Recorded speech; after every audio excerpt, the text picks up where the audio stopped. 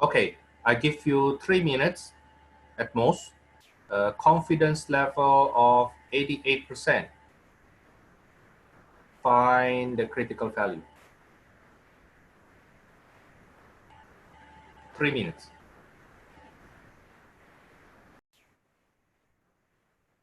Okay, let's start. So we have the standard normal distribution. Okay, and then I need 88% in the middle. Okay, the leftover is 12 being shared by two tails. That's 12 here and then 12 here. Okay, so I need a C-score such that the area to the left is not 12, should be 6, huh? 6 on each, my bad.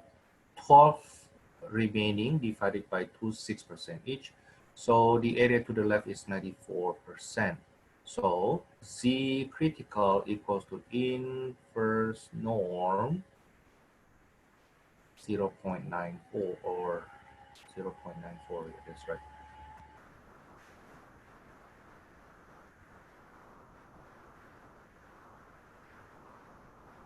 It's 1.55477. Okay. Now, once we are okay with the critical value, then we are pretty much ready with constructing. Okay, this is the template.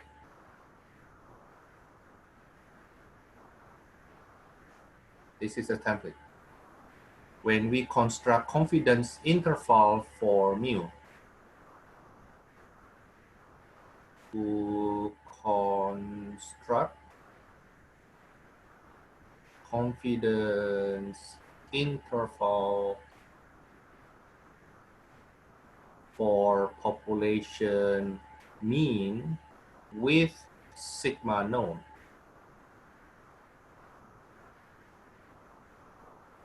First step consists of two parts. First, best point estimate.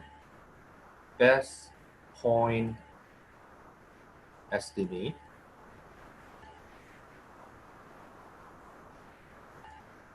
Best point estimate mu hat is equal to x bar. Second part, critical value.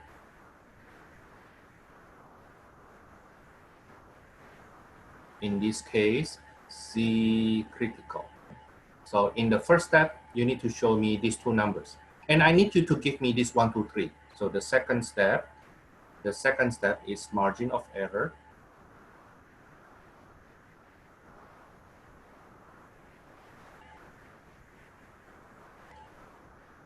Denoted by E is equal to the critical value times population standard deviation over square root of the sample size. Now, if you remember, this guy here is actually the standard deviation of sampling distribution, if you remember. Okay, yeah, that's what it is from. And then the third step is a confidence interval for mu. Now, this sentence here, you have to put that in. You have to write this down. Okay, I call that declaration.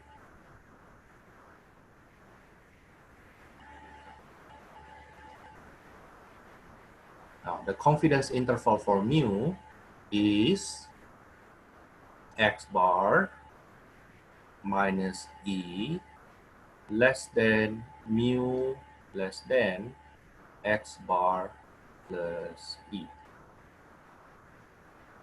Okay, now that x bar coming from best point estimate, the E coming from margin of error. Okay, now another way to write this confidence interval, which I will not accept. I will not accept this way of writing, but usually This is the non-scientific way, non-statistic, I should say, non-stats way. They usually just write that confidence interval equals to equals to X bar plus minus E. I will show you later on what I mean. Okay, or sometimes they say confidence interval equals to X bar minus E, comma X bar plus E. Okay. This is the more common one. This is the one that you usually see on newspaper. This is the one you usually see in some academic paper, which is non-statistic. But in stats, we'll write it the way I showed you just now. Okay. Now, Thomas, you tell us what to do, but you don't know what it is for. Okay, let me explain to you first what is confidence interval. Okay, yeah, let me explain to you first what is confidence interval. Now, let's say for example, this is for idea. What we are actually doing. Now, suppose for example, we want to find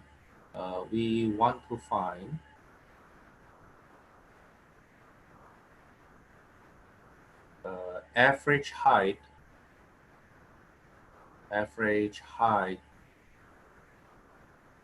of all ELAC male students.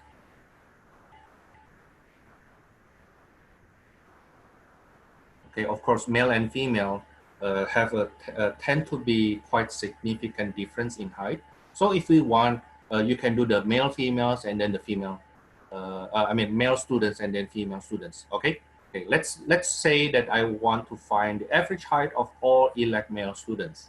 Okay. Now, so what we are trying to find out is the mu, the average height for all. That's the mu.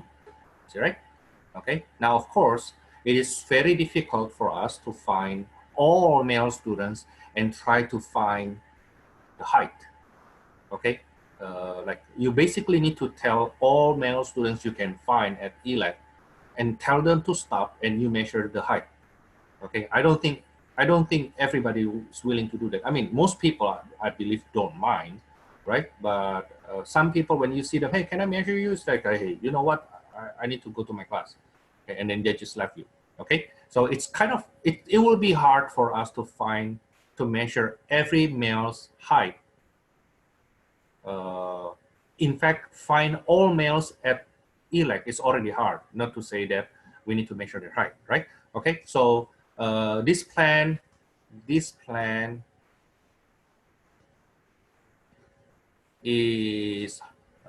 very hard to do.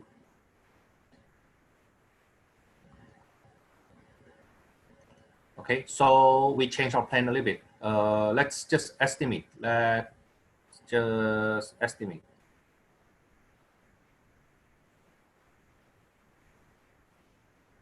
Okay, let's just estimate.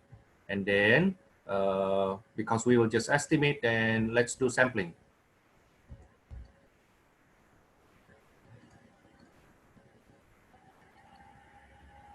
Okay, now of course we believe the larger the sample size, the more accurate we are. But how do we know that the larger the sample size, it will be more accurate? And how big will be, what kind of accuracy we have for certain sampling? For example, if I sample 10 people, I know that will be less accurate compared to if I sample 40 people, compared to if I sample 400 people. Okay, I mean, we know that. Now the thing is, even if you have 400, how accurate it is to approximate, to estimate the mu, right? Okay, we know the larger the sample size will be better, but how large is good enough? Does it make sense? Okay, so we will need to develop a technique to, at the same time, measure the margin of error associated to every sample size. Okay, later on. Once we have a sample size, then we can find the margin of error. Now, here's the plan. Suppose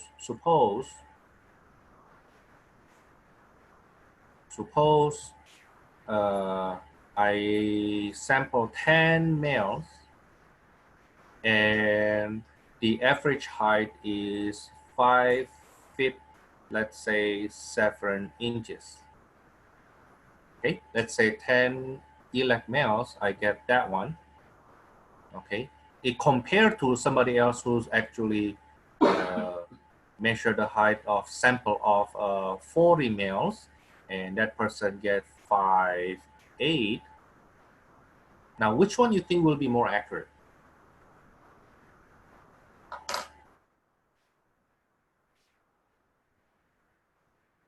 The larger sample size, right?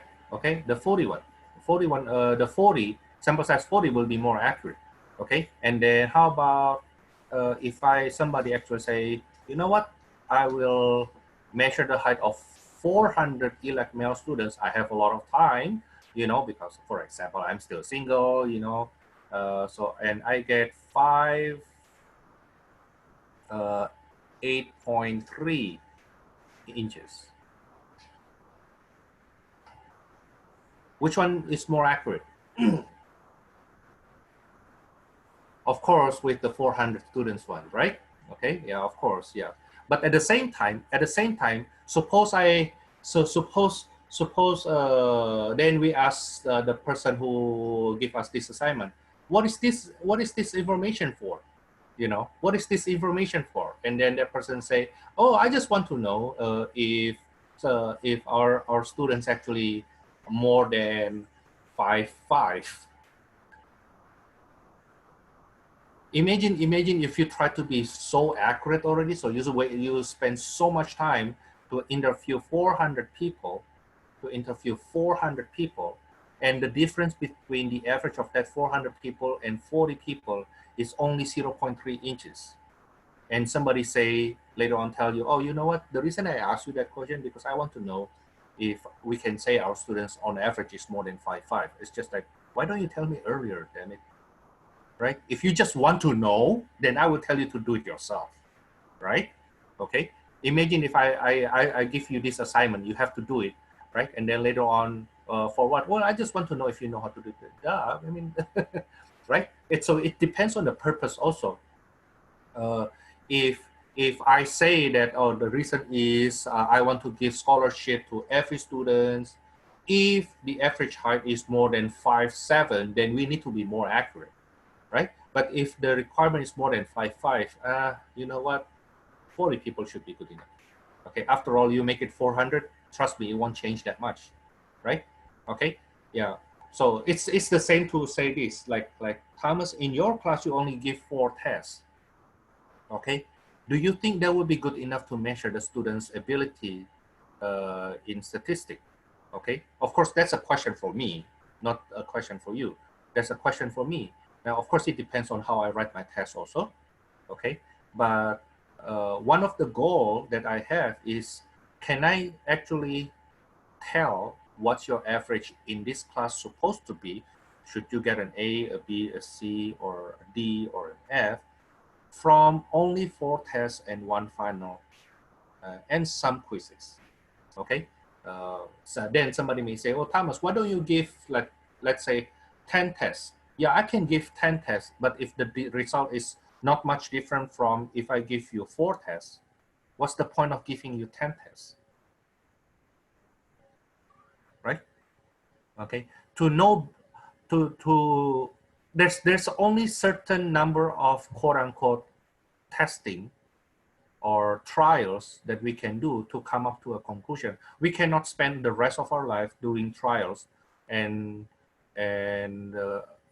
say, you know what, there could be something else out there. We need the average only.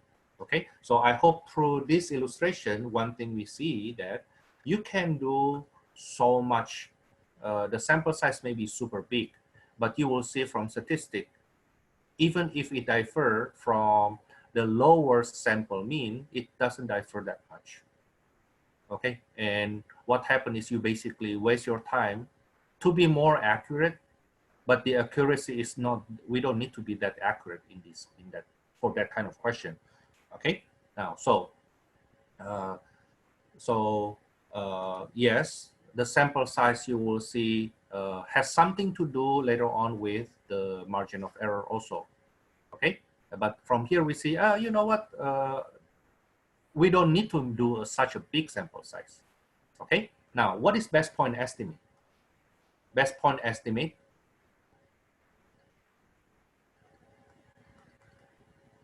usually denoted by BPE, okay, is the point or is a number or value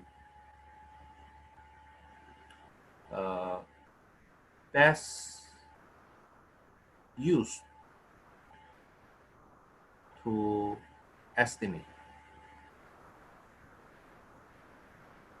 mu. Okay, so for example, this is the result I have. For example, that's the result I have. And somebody asked me, Thomas, choose one number to estimate our average height for all ELAC students. If I can choose only one number, that one number will be my X bar. Okay, if I can choose only one number to estimate, then I will say, oh, the best estimate I can give you is 5'8".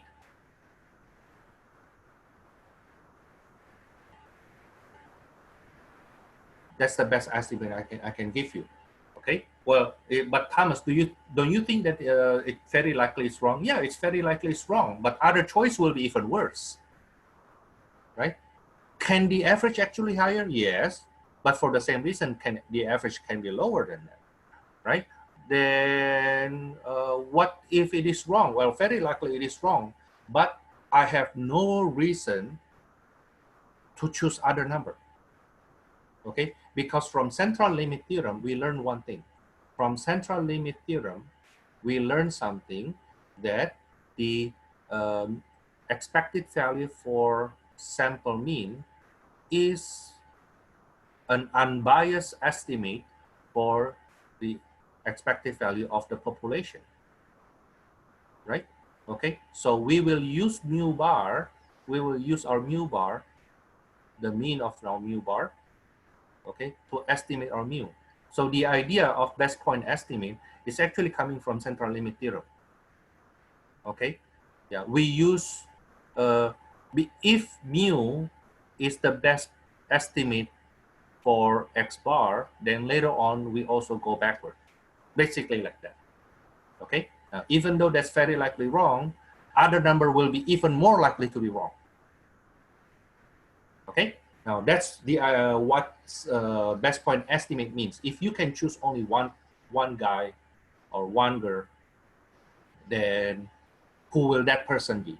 Okay, but Thomas, you know that person very likely is wrong. Yeah, very likely is wrong. A good thing that once you get married, that there will be many years. You have many years to adjust, right?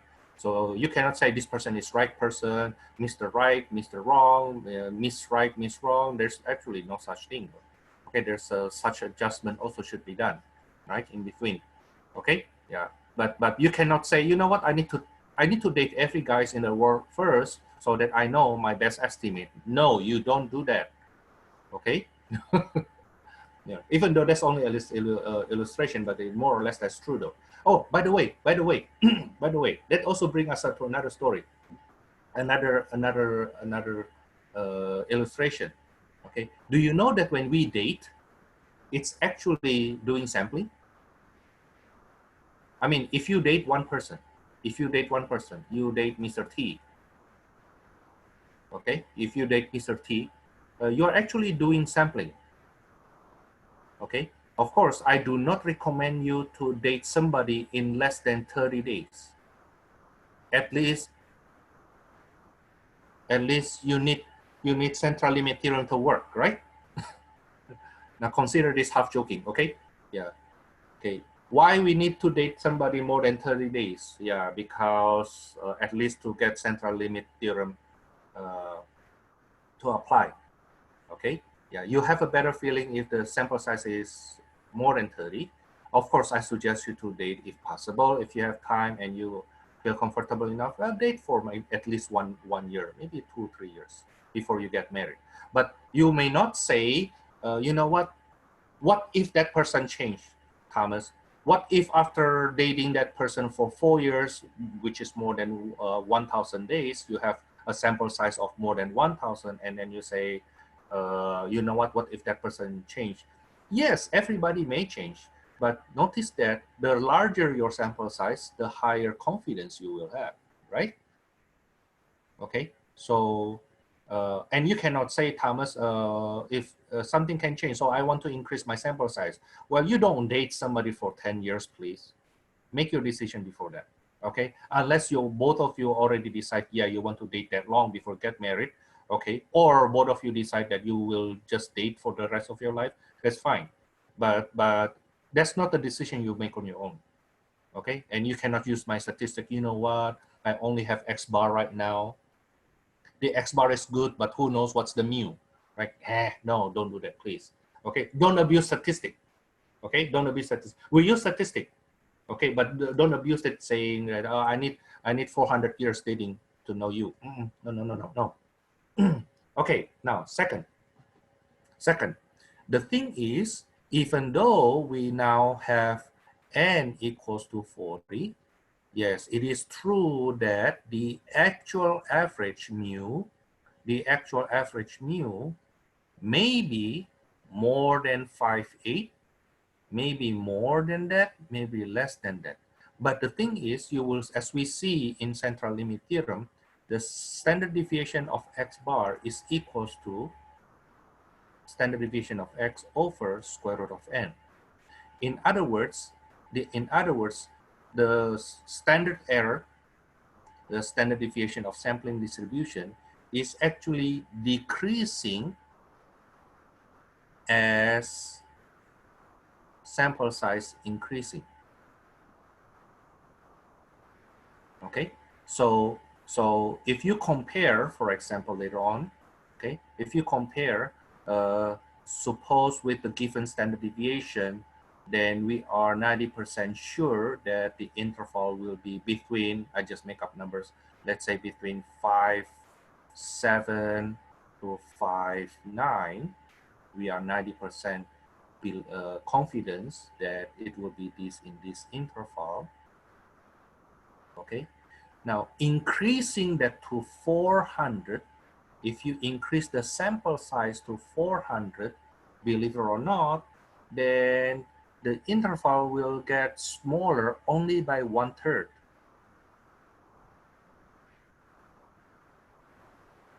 approximately. Okay, so we still have room for errors. We still have rooms for errors, even if you have 400 for a sample of 400. Okay, now if all you need is to know if our students, male students, have average height of more than 5'5", we are actually good enough with only 40 students. We don't need 400 students.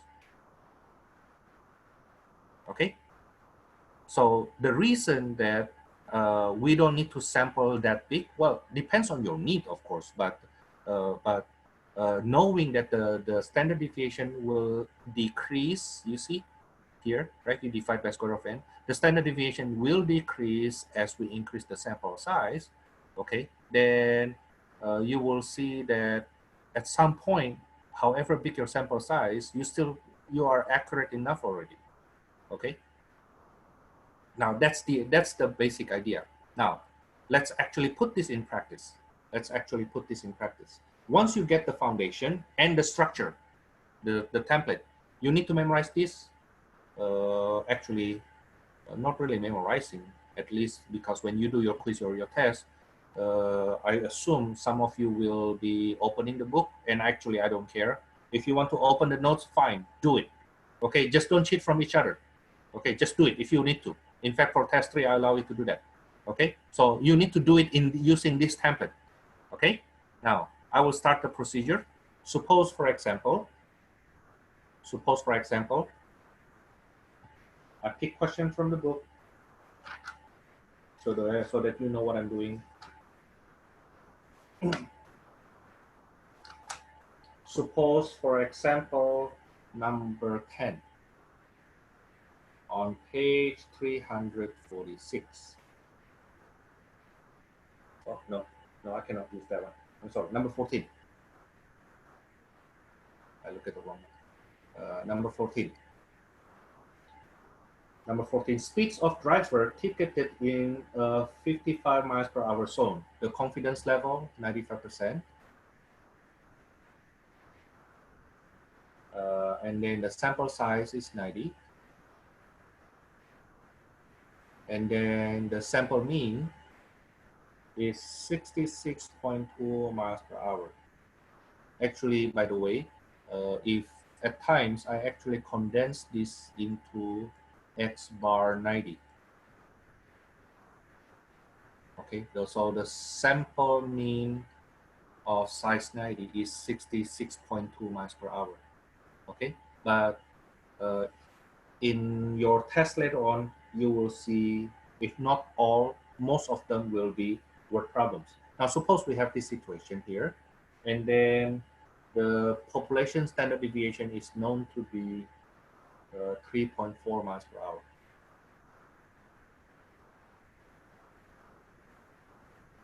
Okay, so you know there's a section on Freeway 10 in downtown area. The speed limit is actually 55 miles per hour, not 65, it's 55. I think that's around the junction Freeway 10 and 60 and 5 meet, around that area. Okay, so be very careful when you drive in that area.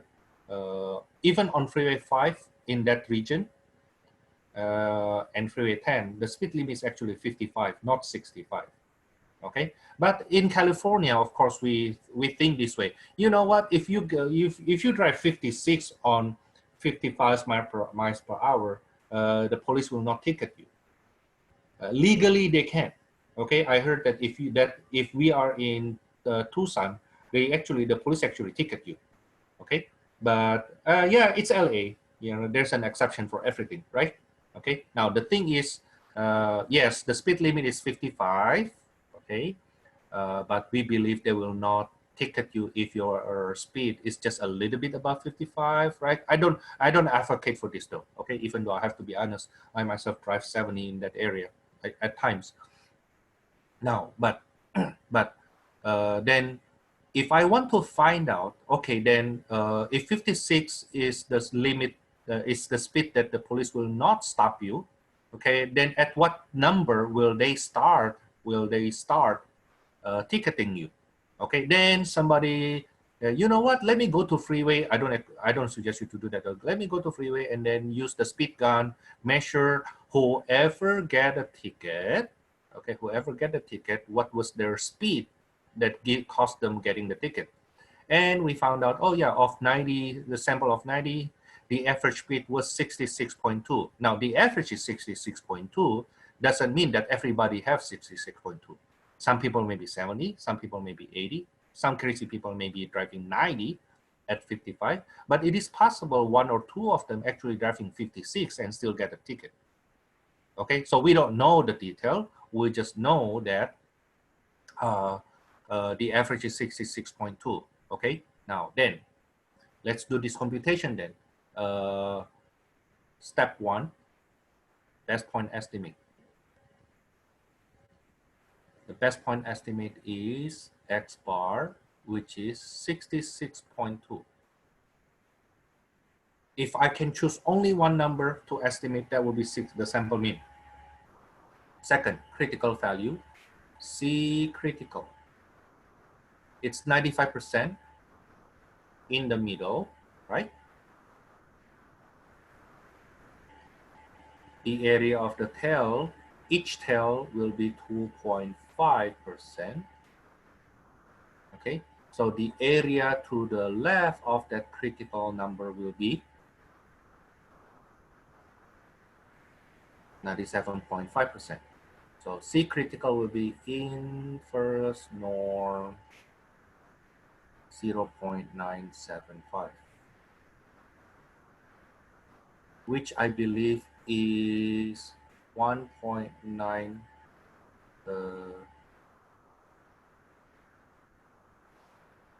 Why sa dun forgot it? Yeah, 1.95996. Step 2. By the way, older statistician, because at that time they don't use calculator, so they use table, they usually approximate this using 1.96. Okay, in all time, they use 1.96. Okay, now step 2, margin of error. Margin of error will be critical value 1.95996 times margin of standard deviation 3.4 over square root of sample size. So the margin of error will be 1.95996 times 3.4 over square root of 90. I get 0.70243.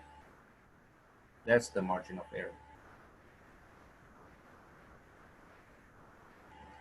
Now, step 3, don't forget we need to do declaration. Confidence interval for mu. You have to write this. Either you spell this confidence interval out, okay, or you denote it by CI for mu, that's fine. But you have to declare, okay, you have to declare. That will be equal to X bar, which is 66.2 minus 0.70243 less than mu less than 66.2 plus 0.70243. Okay, so this will be 64.975. I'm missing something. 64.49757 less than mu less than 66.90243. Okay, so on average, the actual average outside more than just this sample size of 90, the actual average is between 64.49757 to 66.90243. Okay, now this is how I want you to show the work.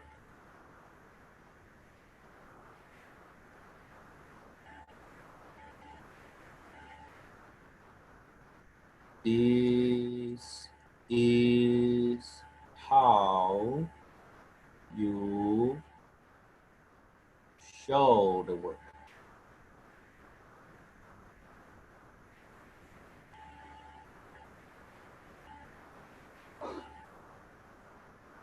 Okay, that's for number 14. Any question?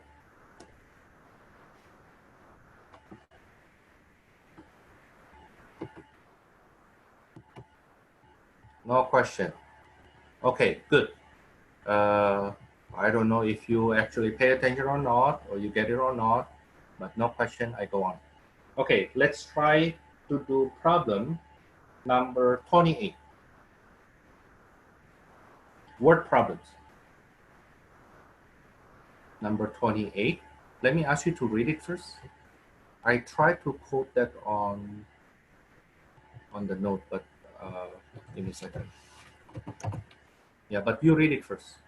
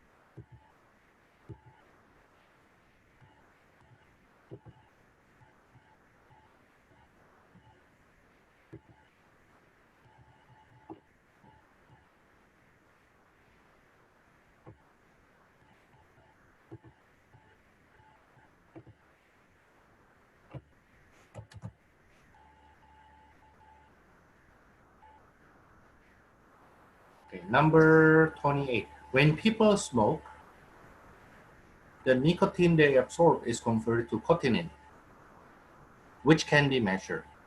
A sample of 40 smokers, let me write it down.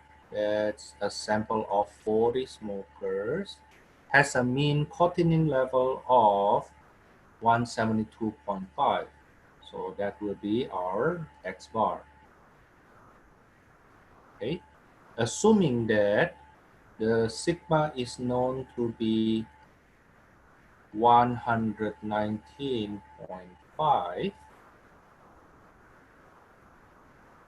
find a 90% confidence interval estimate for the mean cotinine level of all smokers.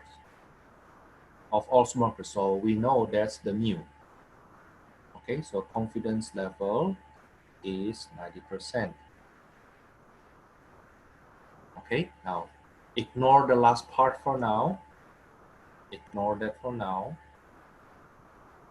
Okay, let's find the confidence interval first. So step one, can I ask you to do this?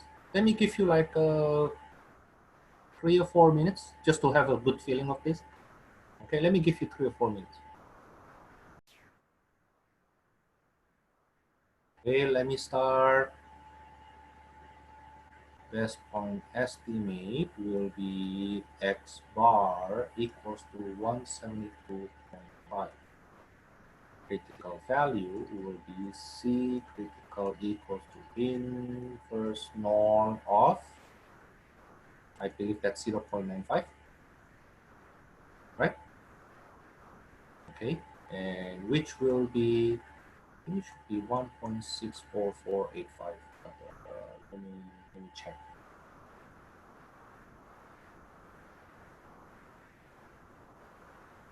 Yeah, 64485.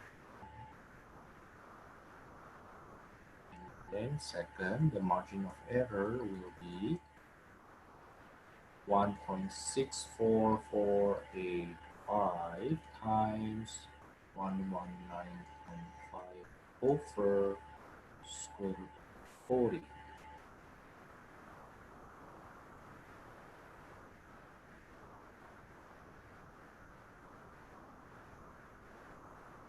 The margin of error is 31.07887. Therefore, step 3, declaration confidence interval for mean. Okay.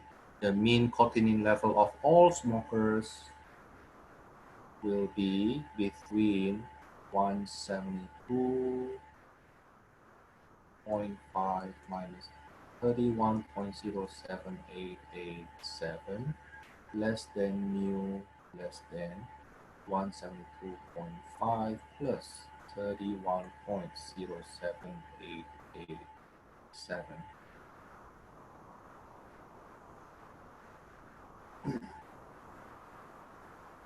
Okay, and that will be 141.42113 less than mu less than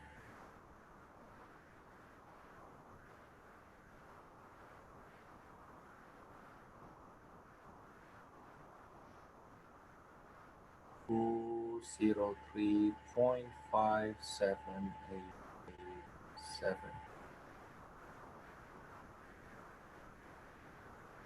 Let's see. Round it to 5 decimal places. Okay, round it to 5 decimal places. In fact, when I did this one here, I still use the number I have on my calculator. I use the number I have on my calculator, 31.078866616. That's what I actually use. So if you truncate that to 7 here, if you truncate it to 7 here, there is a chance that the number you have is different. In fact, even this guy, the number I used was like 1.64485 3626. That's what I use for this number.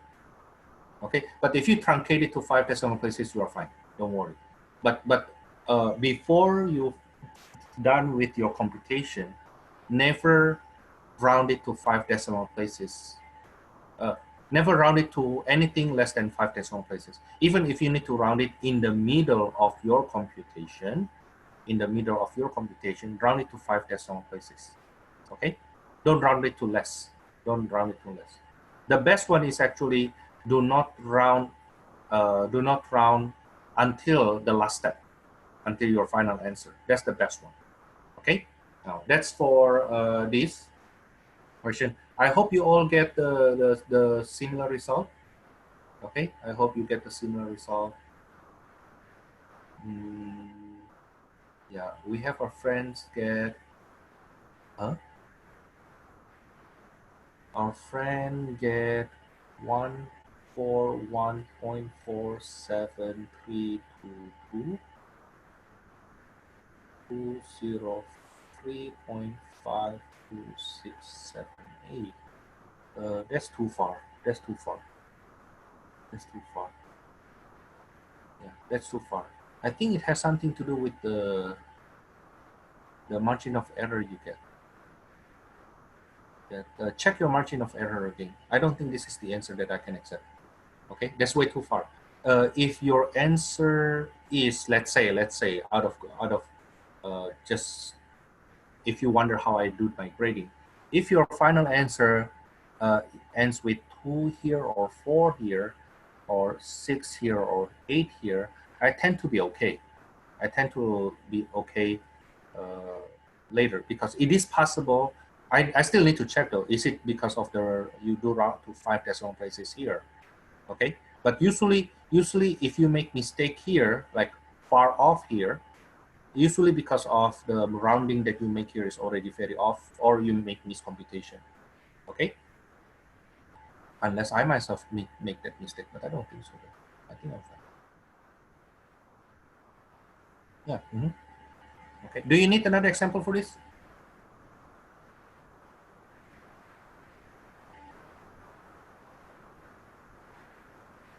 Okay, let's put some note. What does a 90% confidence interval for mu mean? What does it mean? What does this interval mean? Okay, in the rough way to say it, in a way that it's kind of, I don't want to be too technical first. Let me just give you a feeling. What does it mean? It means the following. This interval here is only measuring the mu, only estimating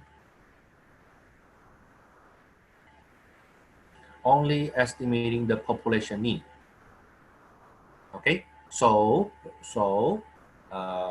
of course, then if you pick one person at random, okay, and you want to measure the cotinine level of that smoker, then it doesn't have to be 172.5. That's the best point estimate. No, it doesn't even have to be in this interval. No, it doesn't have to be in this interval. Okay, it doesn't have to be in this interval. Okay, can be even more, can be a lot less. Okay, but if we wonder, if we have 100 people, or if we have 1,000 people, or to be more even blunt, like if I have 5,000 people that I do survey, for example, then the average that I have later on, this is only 40, right? Okay, this is only 40. And the average mean of the population, let's say in what is supposed to estimate, the population mean of cotinine level will be 90% of the change, 90% of the chance, quote unquote, okay, will be in this interval. Okay, that's a rough way to say 90% of the time, if I do the same experiment again. If I pick any 40, size of 40, using the same procedure, then 90% of the time, the resulting interval will contain the population mean. Okay, so this 90% means what? Okay, it means this. It means this. If there are 10 people, so 90% confident means 10% of them may be off, right? Okay, so of 10 people doing the same experiment, so each person select their own for sample of 40, and they follow the same procedure. They follow the same procedure. There is a chance that one of them will not get the mu. Okay, let me illustrate it this way. Let me illustrate it this way. Suppose, suppose this is the actual mean. Suppose this is the actual mean. Okay, now 10 people doing their own sample of 40, 10 people doing their own sample of 40 may get confidence interval like this, or another person get confidence interval like this, so it still contain the mu. Another one person doing confidence interval get this interval, so still contain the mu, right? Okay, but out of those 10 people, it is very like, I should not say very likely. Do we have, out of that 10 people, one of them may be off, not containing that mu.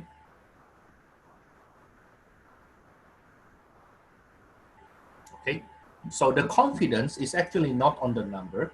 The confidence is on the procedure. If we use the same procedure, we repeat the procedure 10 times using 40 different, I'm sorry, using 10 different samples of 40, okay, then we expect 10% of that 10 sample of size 40, okay, one of the sample of size 40 will give us an interval that not including the actual mu. Okay, now that's the very technical, that's a very technical interpretation of confidence interval. Okay, but if you want to say, of course, most instructor, most statistician, including me, will say it wrong, but more or less we can say it this way, more or less. We have 90% chance that this interval actually contain the mean, the population mean. Okay, that's a wrong way to say it. Okay, that's a wrong way to say it, because our confidence is actually not on the interval. Our confidence is actually on the procedure. Okay, our confidence is on the procedure. If I do this procedure 100 times, okay, I expect around 90% of them, okay, I expect around 90 of them resulting in the confidence that actually include the mean, the actual mean. Okay, the other 10 will give me an interval that does not include the mean. Okay, so the confidence is actually on the procedure, not on the interval itself. Okay, let's do one more problem, and then I do the subtopic.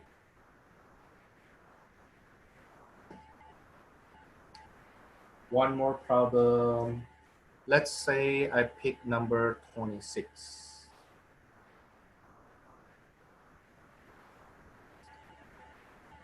I try to choose a short question. Yeah, I try to choose a short question. Oh, you know what? Let's just do number 30. That's actually a very well-known question. You will see me using that question a lot. Sorry, number 30. Number 30. The world's smallest mammal is the bumblebee bat. It's a bat, okay, also known as Kitti's hawk-nosed bat. Such bats are roughly the size of a large bumblebee. Listed below are the weights from a sample of these bats. Assuming that the weights of all such bats has a standard deviation of 0.3 grams. Standard deviation of all such graph is 0.3 grams. We still need some information. I need the n. Can you tell me what's the n? We need to continue on the next page too. What is the n? 1, 2, 3, 4, 5, 6, 7, 8, 9, 10.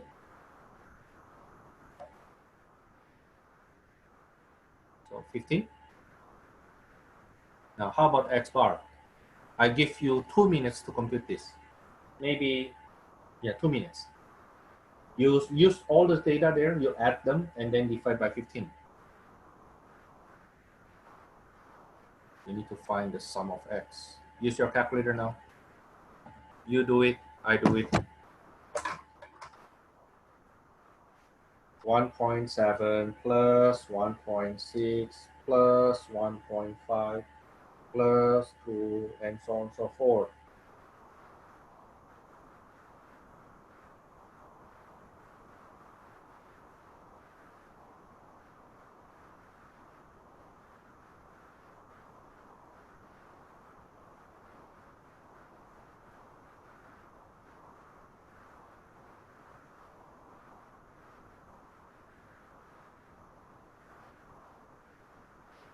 I get 25.7. Now, don't trust me too much. I need 2 of you to get the same answer.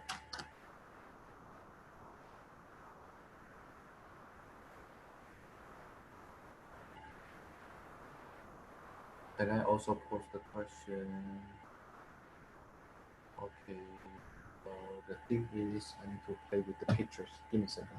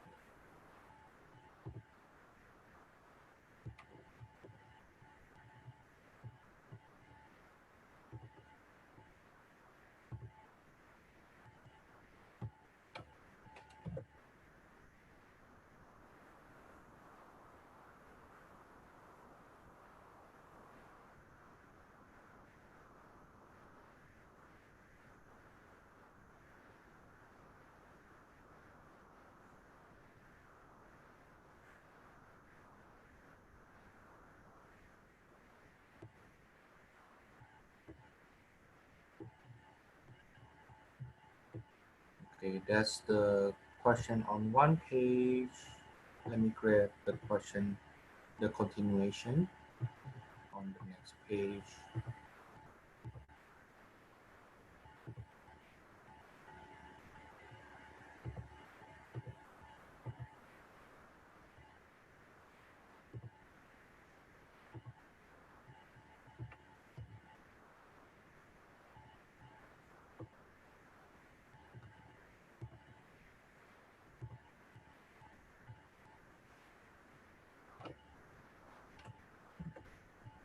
Okay, that's the continuation. Okay, now some people have your book. Can you confirm my sample mean?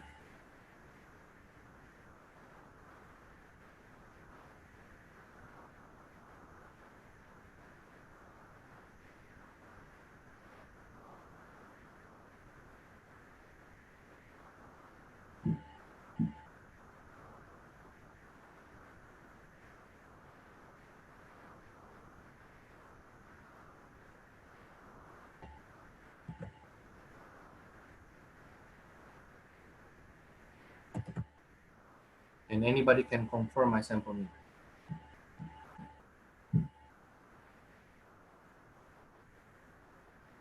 If you get different number, tell me what number you get.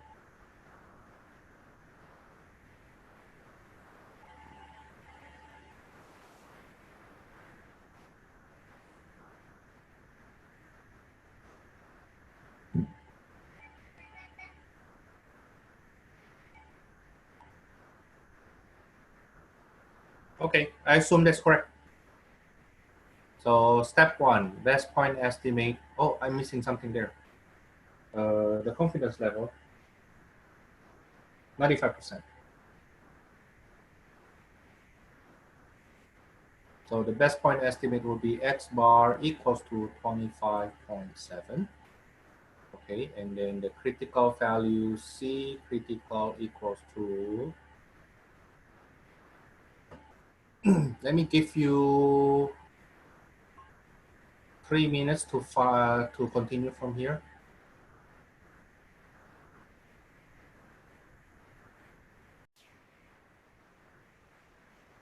Okay, let's start again. Let's start again with this. Earlier during the little break, for those people who wants to learn more, I provide the how we derive the formula to get that minimum sample size. In the past, actually, I was crazy enough to derive the formula to get this template.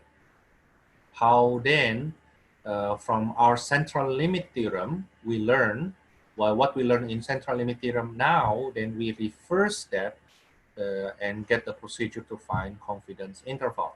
Now, some things to mention. When can we use this procedure?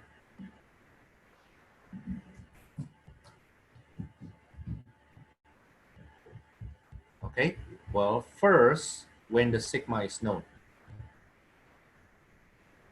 Okay, second, when the requirement for central limit theorem is satisfied.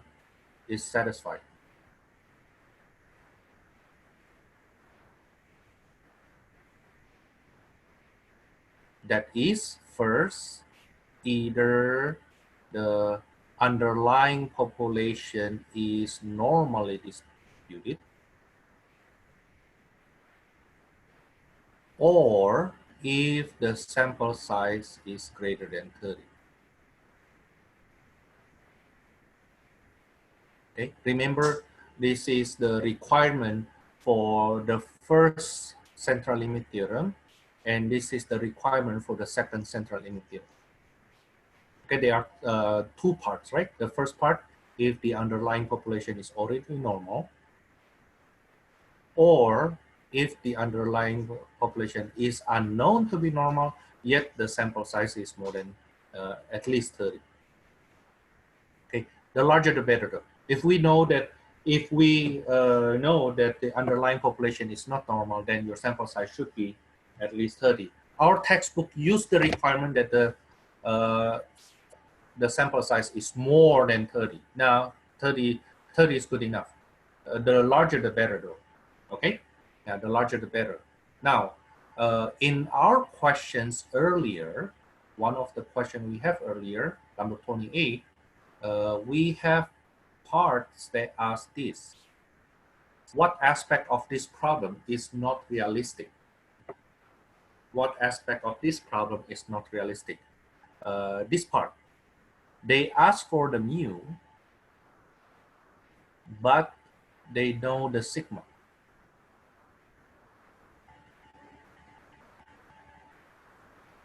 That's not realistic. That's not realistic. Why? Because when we compute our population standard deviation, if you remember, okay, when we compute our population standard deviation, the mean is the first extension. The mu, the sigma comes with has something to do with this, has something to do with the second extension. The sigma equals to this guy here minus the mu squared. Okay, that's for the variance. And the standard deviation is the square root of that. Right? Okay, so what does not make sense from the procedure that we learned in the past, okay, for us to find, if we can find the sigma, then we must be able to find the mu first. Okay, because the mu is the first extension, the sigma is the second extension. To be more precise, the sigma requires you to do the second extension. Okay, but for us to get the second extension, you need to do the first extension first. That's what not really realistic. Okay, however, even though this model is not realistic, it provides us a good template for us to go further. Okay, oh, so Thomas, if this model is not realistic, will we ever use this? Well, this template is still actually being used. Believe it or not, this template is still being used at major universities like USC, and I know MIT, Harvard still use this. Okay, the newer textbook, we use the 10th edition, right? The newer textbook, the 13th edition, they don't have this section 7.3. Okay, they actually deleted this, they delete this section in its entirety. So they don't deal with this. Okay, now another reason why I keep using the 10th edition is because they still keep this section. Okay, under what situation we use this procedure, Thomas? Under this situation, even though the sigma we have here is assumed from the data, okay, from the underlying population, that we don't know the mu, but strangely we know the sigma. Okay, in reality, strange enough that the mu may change,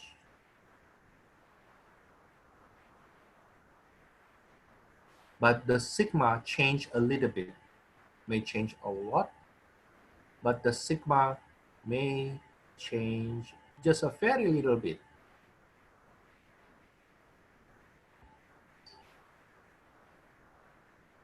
Okay.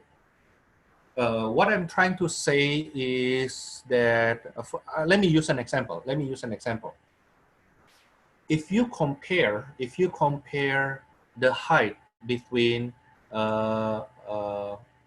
people who live in America and people who live in Indonesia, for example, I would really like to say Asia, but let me just use Indonesia because I know more about Indonesia. Okay, let me write it down.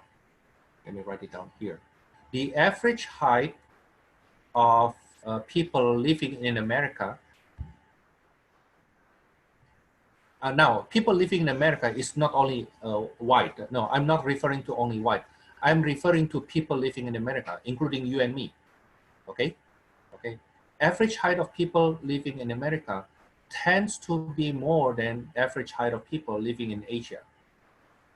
Even if you are white, okay, or orange, if you live in Asia for a long time, your height tend to be less than your height if you were continue living in Europe or in US. Okay, so it's not really about your race. Of course, in Asia, in Asian countries, most Asians live in there. Okay, in Americans, okay, we have more diverse population here. Okay, so the number of Asians in America, for sure, the proportion is much less compared to the proportion of Asians in Asia countries, right? Okay, but I'm not referring to the race. I'm referring to where you live for more than 10 years, okay? On average, people live in America tends to be taller compared to people living in Asia. That's a truth, okay? You can argue with me, but I still hold my view, okay? Well, anyway, strangely, however, the standard deviation of the height people living in US is not much different compared to the standard deviation of people, the height of people living in Asia. That's my point. That's my point. Okay, the mean may be different, may be significantly different. However, the standard deviation is not much different. I hope you see what I'm trying to say. Okay, so with that kind of scenario, if you try to find the average height of people in Asia, okay, of course the sample mean has to be from Asia, from Asians adult, right?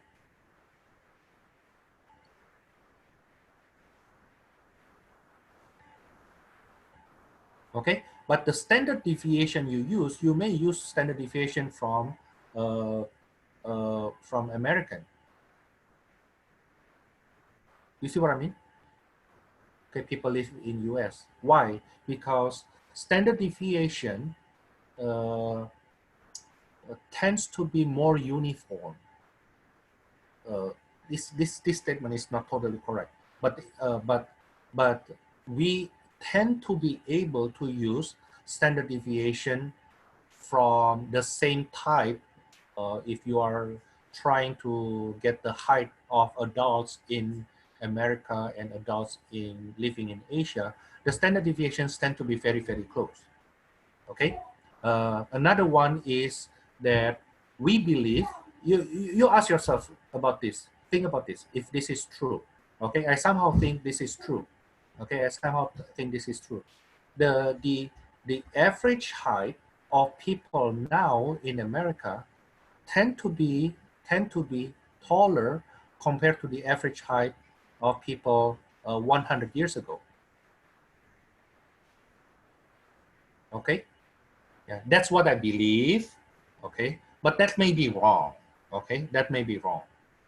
But but from the data we saw 100 years ago, they found that the standard deviation of height long time ago, 100 years ago, of people's height in America is not much different from the standard deviation of the height people now.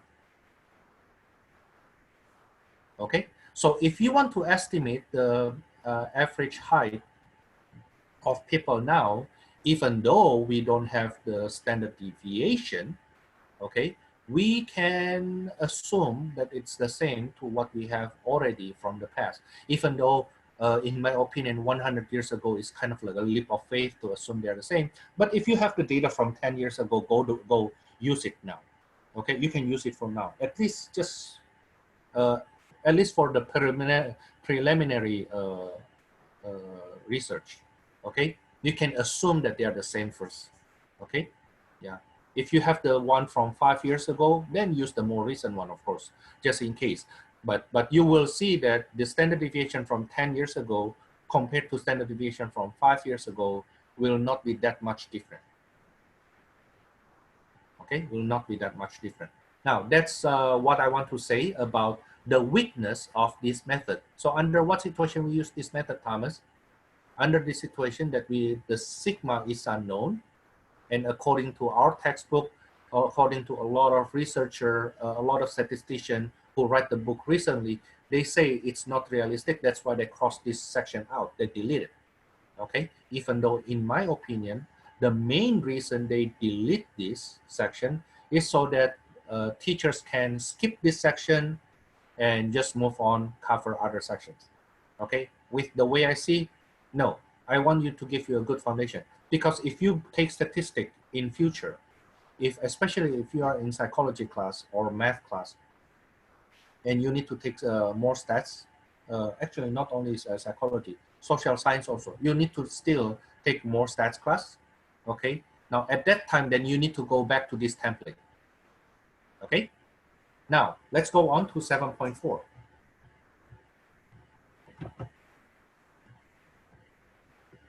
7.4.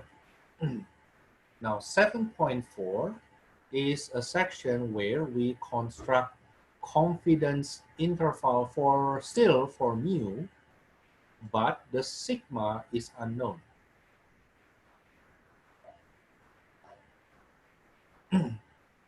Okay, but the sigma is unknown. What happens if the sigma is unknown? then we cannot use this formula anymore, right? We cannot use this formula anymore because we have sigma here. We need that sigma. Okay, so what do we do, Thomas, if the sigma is unknown? Well, if the sigma is unknown, we will modify our formula. We'll modify our formula. Modify to what, Thomas? Modify this way. Okay, this is the formula. This is the template. This is the template. Okay, this is the template.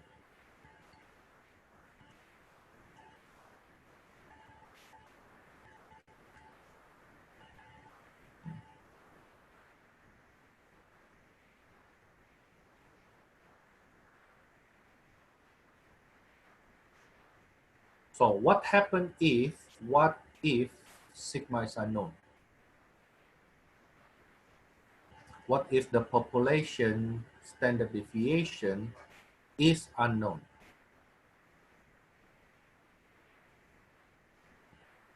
Then use sample standard deviation instead.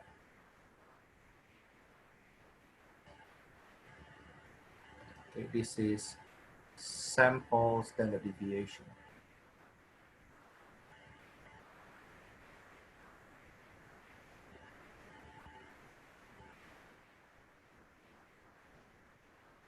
Okay, and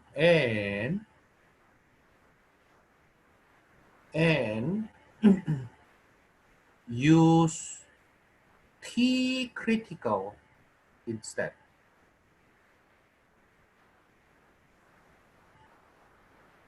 of C critical.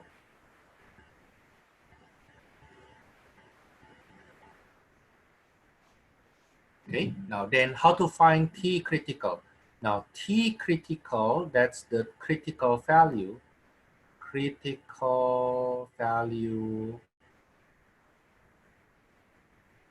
from T distribution.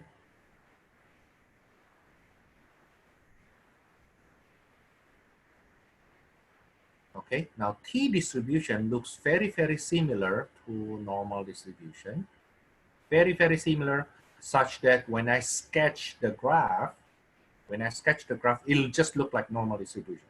Okay, but instead of using Z, we will use T critical. The procedure is the same. The difference is we have something called degree of freedom. Okay, degree of freedom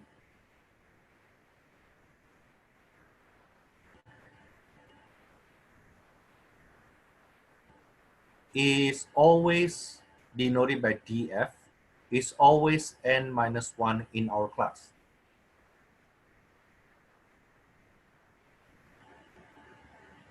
Okay, the degree of freedom is always n minus 1 in our class. Okay, so T critical will be inverse T, that's the calculated notation, of area to the left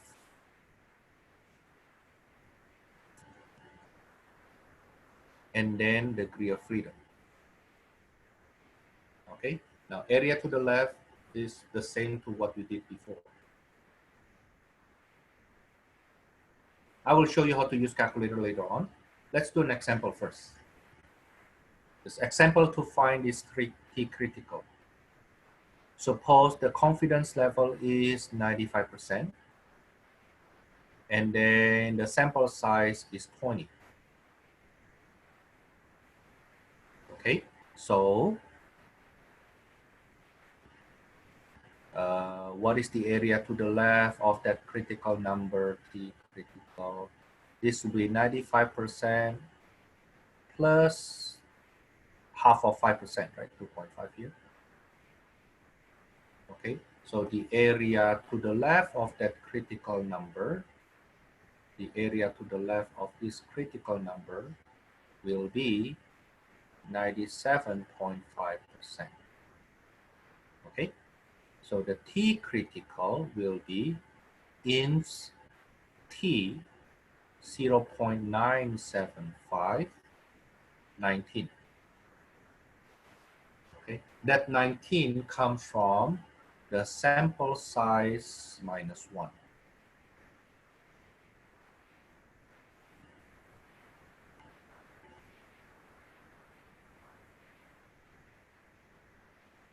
Okay, now you should be able to find inverse T function on your calculator.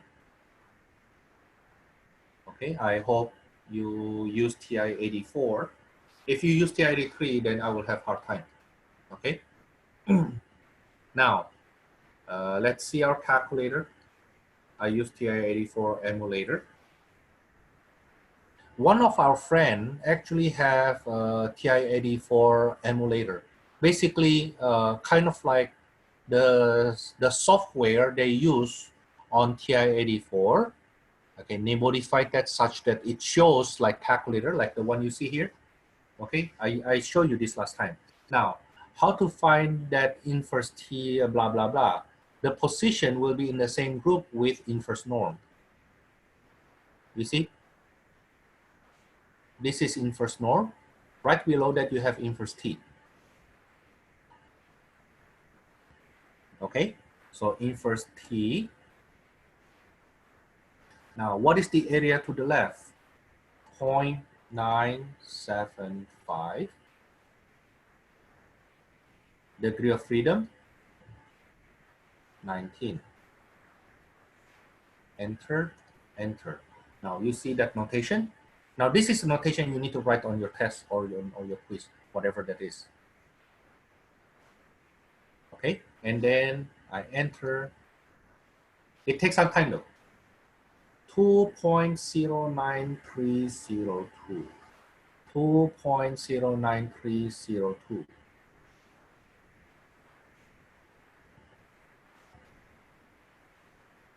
This is 2.0930.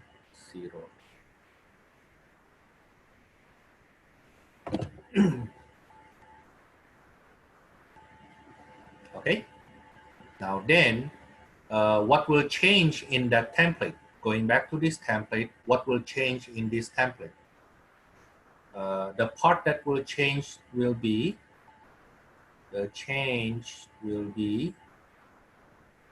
in step 1B, instead of using C critical, we'll use T critical. In step 2, the margin of error, instead of C critical times sigma over square root of n, it will change to be E equals T critical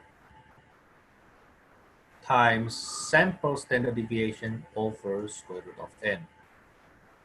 That's the only two changes. Okay, that's the only two changes.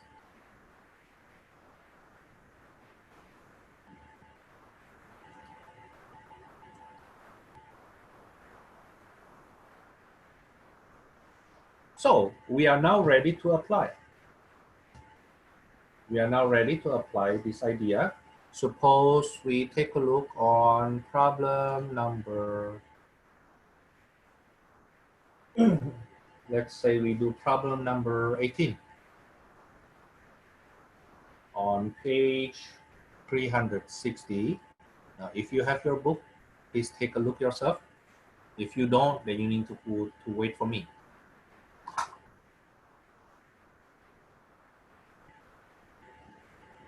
Now you know why I want you to have the book.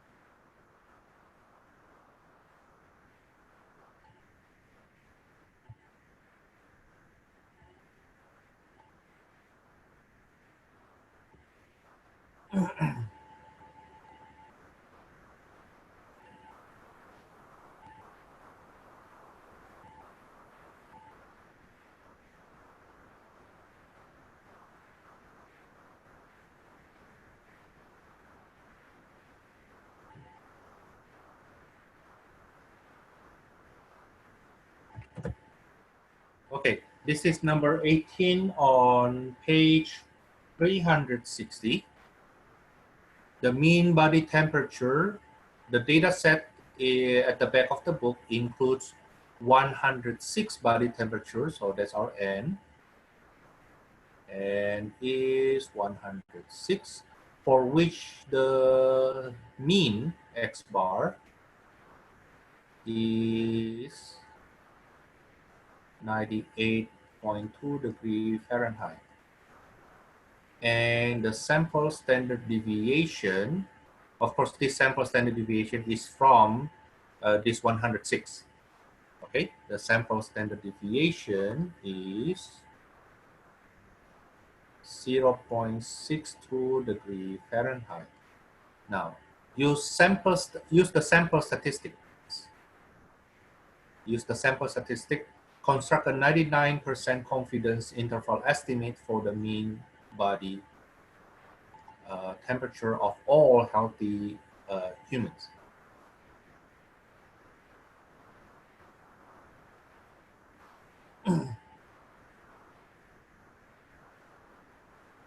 To estimate the mean body temperature of all healthy humans. Okay, we will ignore this first. We will come back to that later.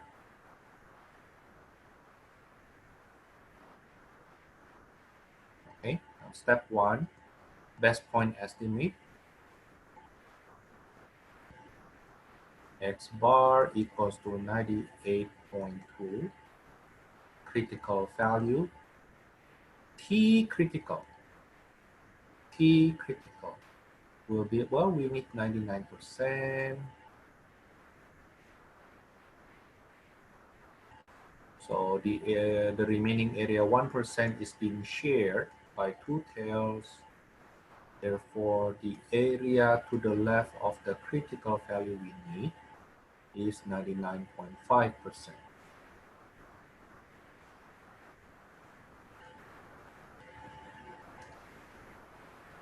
This is 99.5%. Okay, so the notation will be inverse T of 0.995, comma 105. Okay, the degree of freedom is always one less than the sample size. Second, then the margin of error will be, oops, sorry, I need to compute that first. What's that? Can you compute that?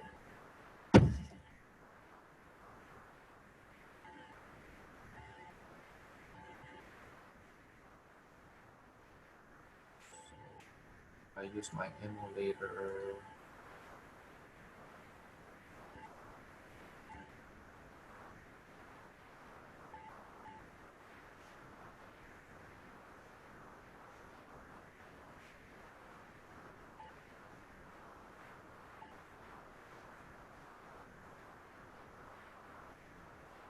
Two 2.62347, huh?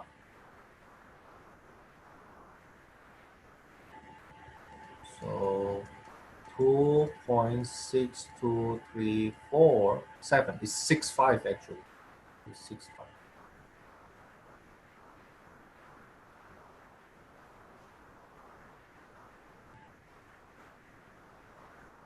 Okay, now then with that I go on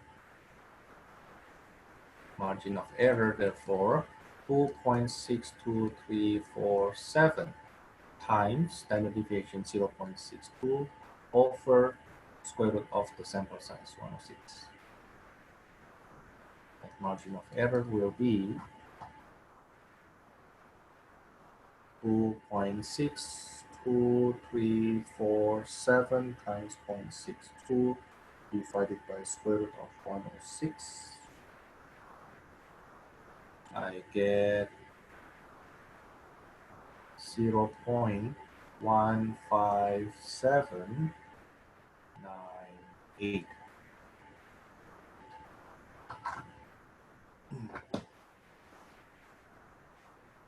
Then step 3, confidence interval for mu. Oh, by the way, I forgot to say this. I myself have a habit that you don't need to follow, but I know students who follow me, they tend to follow me a lot. Like even to this point, that I usually insert the confidence level in front of that. So confidence interval, 95% confidence interval for mu. You still need to declare that though, okay? But this 99%, I write 99% in front of that. That's optional, okay? That's optional. Like the one we did before, let me go back. For example, this one here, if you look at my solutions, I may write instead 95% confidence interval for mu, okay? And the one here, I may write 90% confidence interval for mu.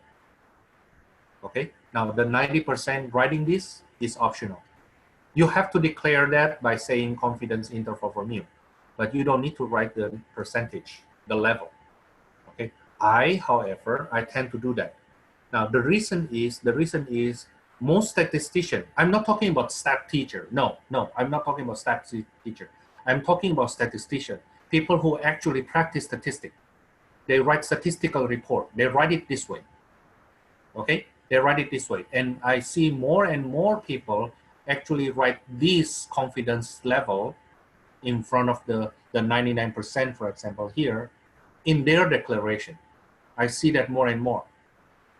Okay, so Thomas, do I have to follow writing that 99% in the declaration? No.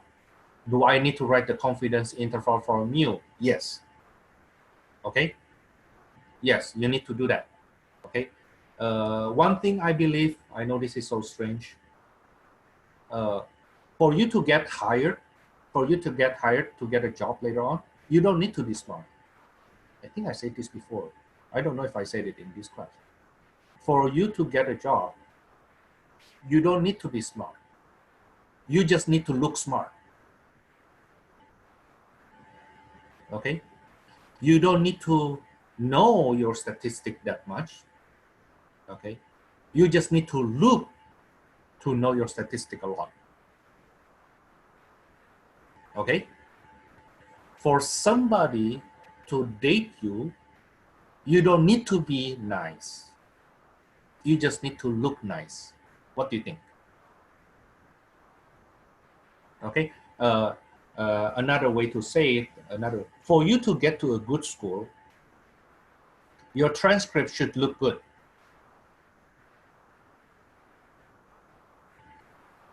You don't need to be good yourself. Okay. Okay. Your transcript should look good.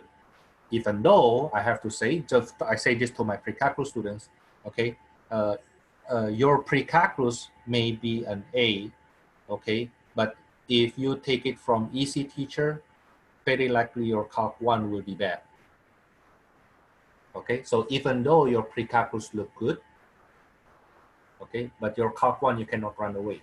Okay, now the good thing about statistics is this class is the last class you need to take here before you transfer. That's why I try to make it that if you quote unquote memorize enough questions from my old test, you should have a good chance to pass this class. Okay, for you to get an A or B, you really need to know more than just memorizing though. Okay, some understanding is required. Okay, well, anyway, coming back to the topic. So I will put that confidence level number in front of my declaration. Okay, the one you have to write is this. The blue one is required.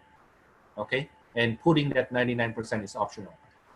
Now going back, then this will be 98.2 minus 0.15798 less than mu less than 98.2 plus 0.1578.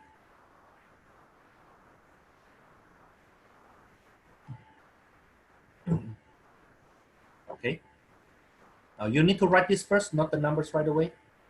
Okay, you need to write this first. So this will be 98.04202 degrees Fahrenheit less than mu less than 98.35798.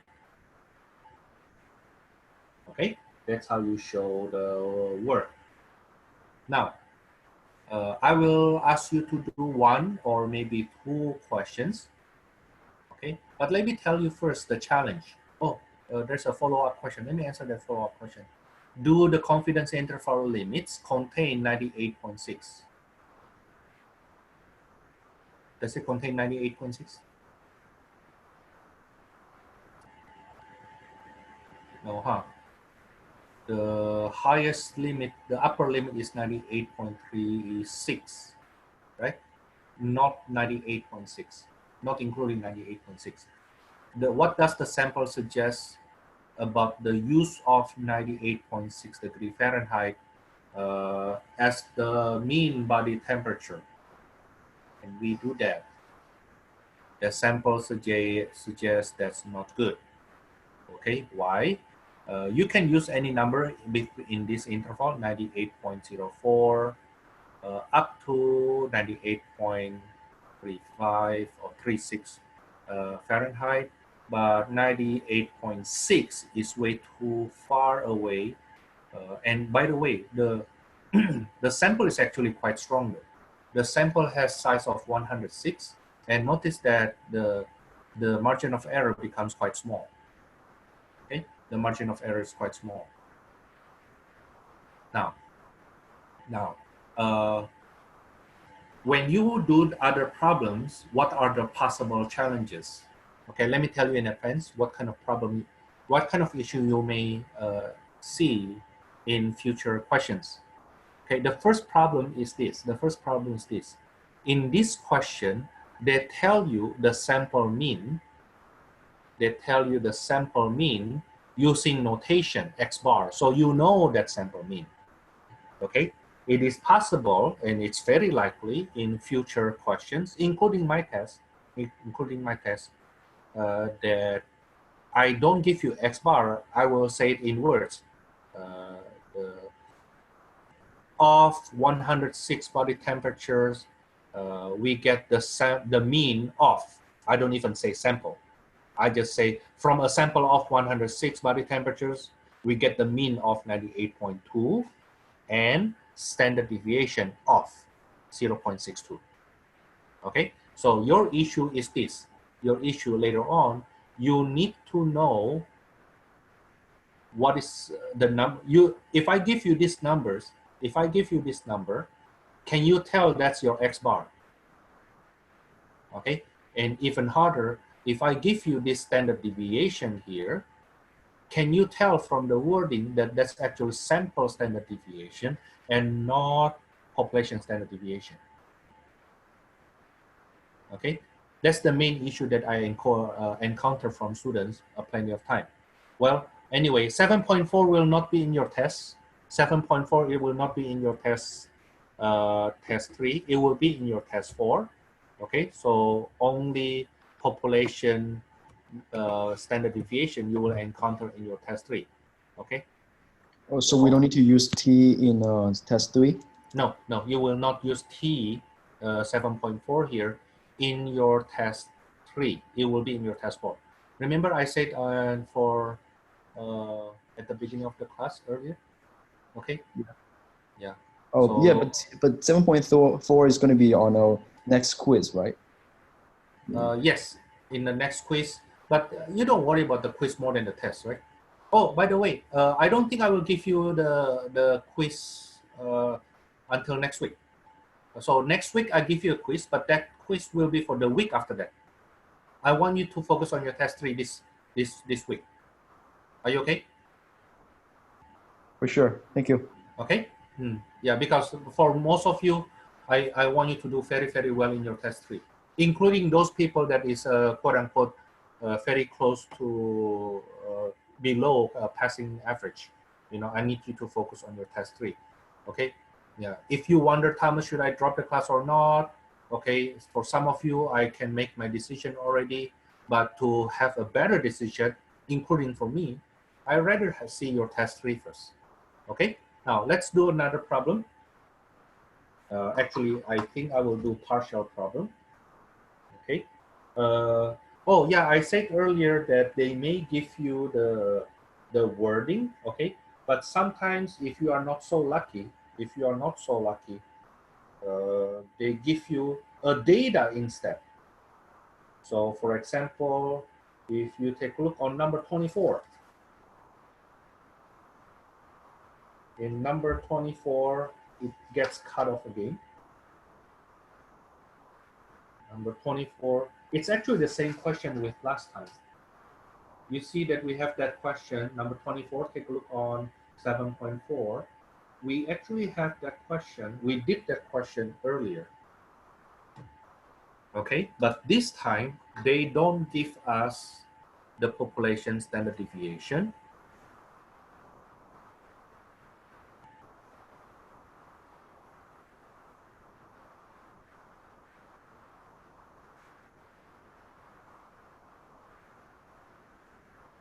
Yeah, they don't give us the population standard deviation. They just give us the data. Okay, anyway, this is the excerpt from there. The first part, it gets cut off in between 2 pages. So this is number, the introduction to number 24. Number 24. But the data is on the next page.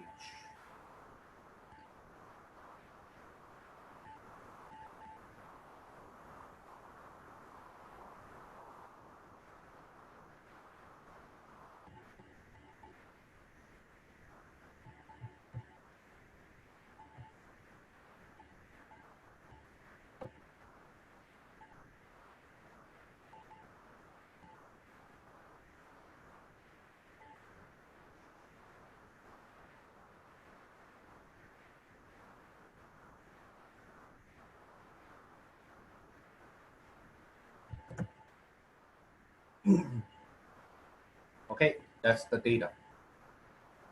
Okay, so basically they want us to construct a confidence interval at 95% confidence level.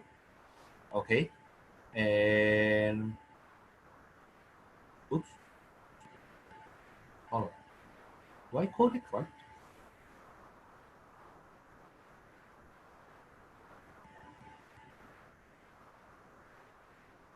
Okay. Oh, the question is, are the confidence interval limits very different from the limits of 1.56 and 1.87 that are found when assuming sigma is known to be 0.3? So this question was referring to what we did in the previous section. In the previous section, we did the same problem. Let me show you. In the previous section, we did the same problem. That was number 30. Okay. And at that time, we assume the standard deviation is 0.3 and we work it out. We get this average. We get this average. Okay. The confidence interval for mu.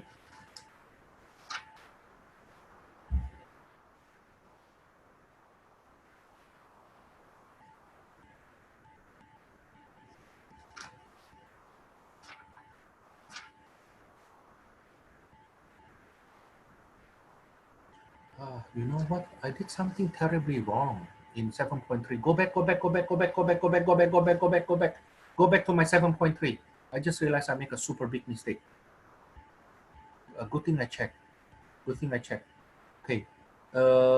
I make a mistake here. This 25.7 is the sum. It's not the sample mean. This is 25.7. So this is supposed to be still divided by 15. Oh, shoot. This is so terrible. Go back to your notes if you take notes. If not, then you rely on this. Okay, so 25.7 divided by 15. I should have realized that a lot earlier, because how can the mean to be a lot larger than all the data? That's so strange.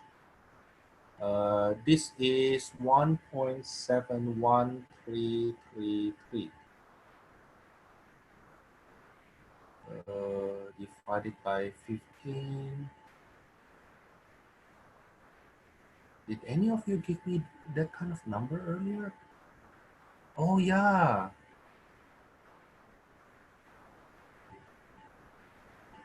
Okay. This will be 1.71333. I'm sorry, I'm so sorry. So I have to change this number here. I need to change this number here. This is not correct. This is not correct. This is not correct. This is not correct. Okay, now change that to 1.71333, 1.71333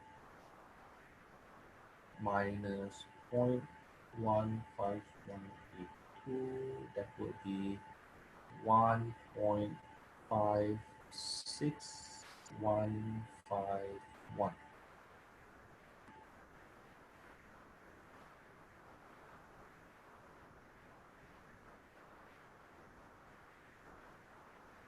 And this is 1.86515.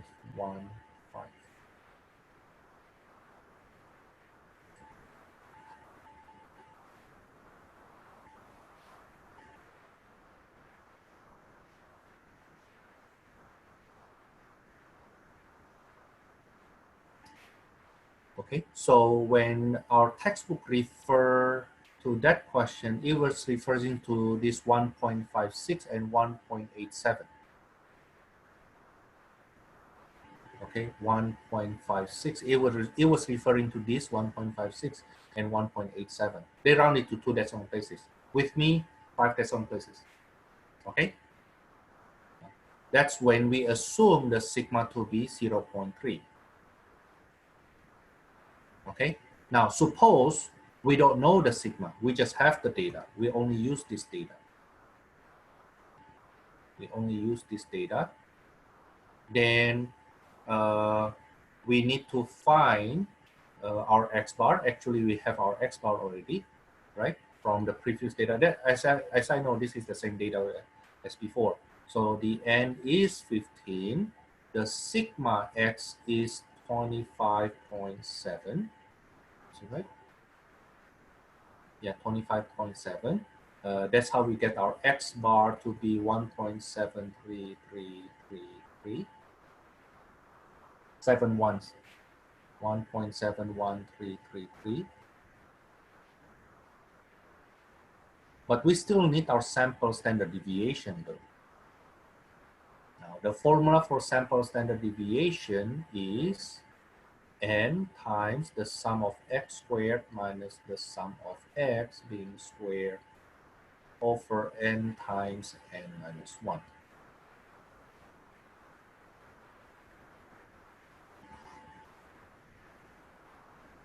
Okay, now notice that I already have the n, I already have sum of x. I still need this, right? I still need this. Then let me ask you to do that. Compute the sum of x squared. Compute the sum of x squared.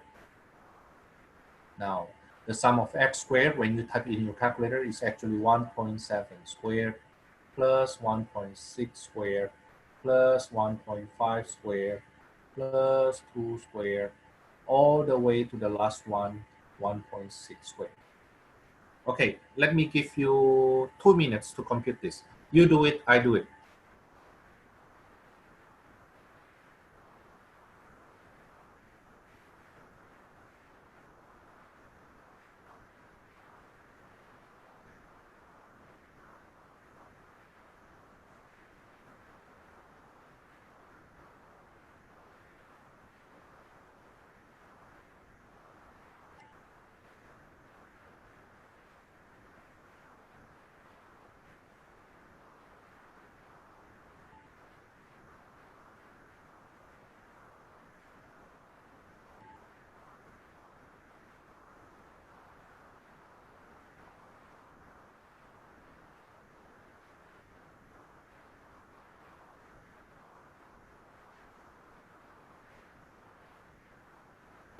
I get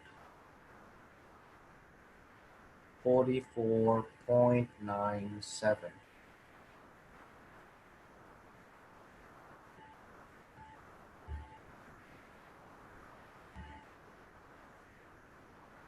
Let me know if you what you get, just to confirm. I'm so lazy to compute it again.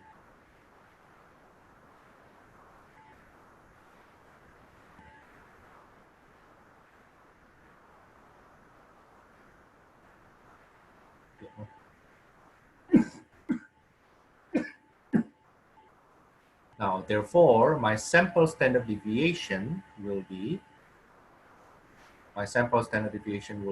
15 times 44.97 minus 1.71333 squared over 15 times 14.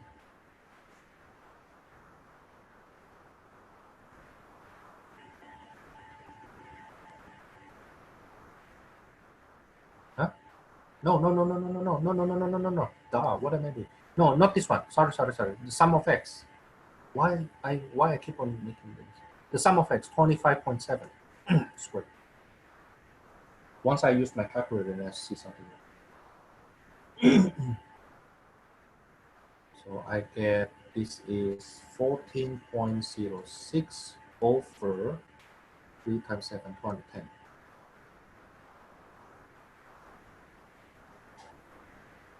I get 0. That's the variance. 0.06695, such that the standard deviation will be square root of that. 0.25875.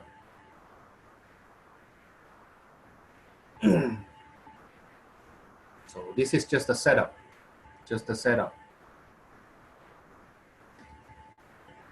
This is just a setup because we have data. Using the data, we try to find the X bar and sample standard deviation. Okay, now once we get the ingredient, then we can start our procedure. Step 1, best point estimate. X bar equals to 1.71333. Second, critical value, T critical will be inverse T of 95%, so this will be 0.975. Degree of freedom is 14.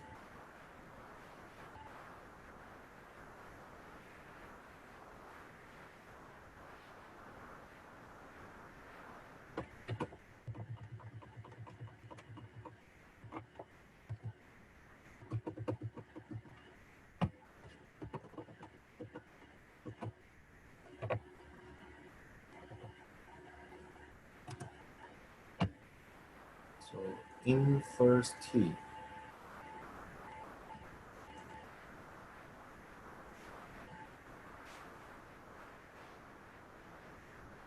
Point 975. Degree freedom is 14. 2.14479. 2.14479.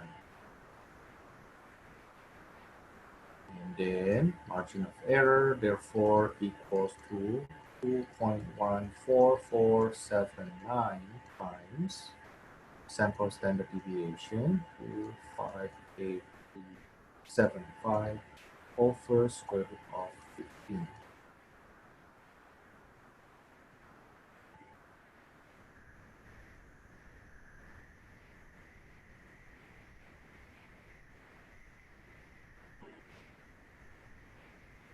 I get E equals to 0.14329.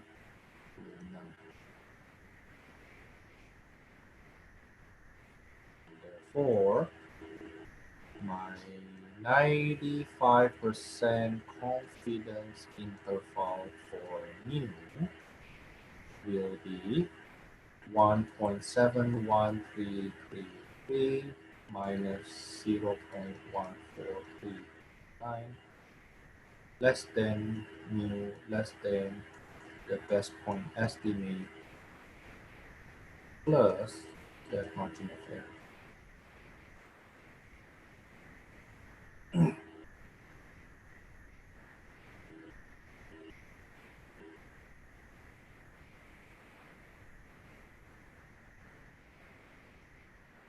This side is 1.57004 less than mu less than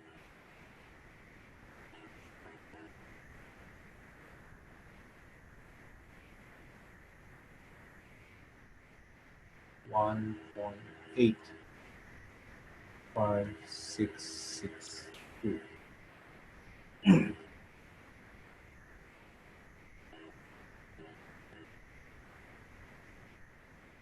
Okay, so you see that this question consists of two parts.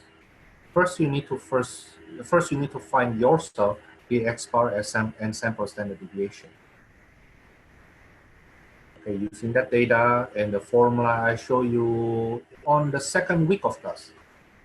Okay, and then use those X bar and sample standard deviation, and you put that into the procedure.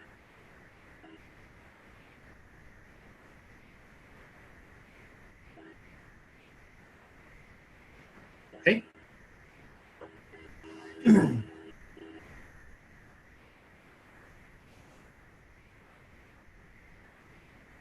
Any questions so far? Now I can give you 10 problems. If you don't stick with the procedure, you will always make mistake. Okay, so stick to the procedure. Whatever I show you here is basically what you need to do. Okay, it's basically what you need to do. Now let me give you maybe 10 minutes. Okay, let me give you 10 minutes to do number 23. To do number 23. I think that's a very good representation of the type of question I like to ask.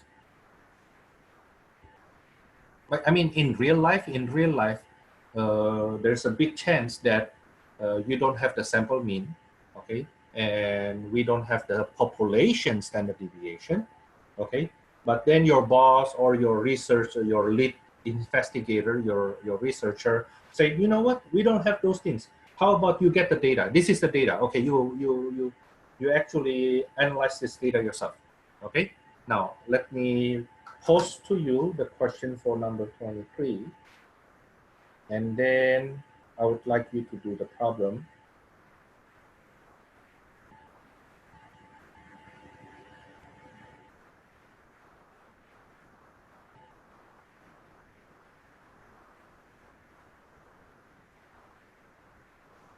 I would like you to do the problem. Of course, it consists of some stages. You need to find the sample standard deviation yourself. Sample means sample standard deviation yourself. But that's basically, you need to find the n, sum of x, and sum of x squared yourself. Number 23, this is the goal.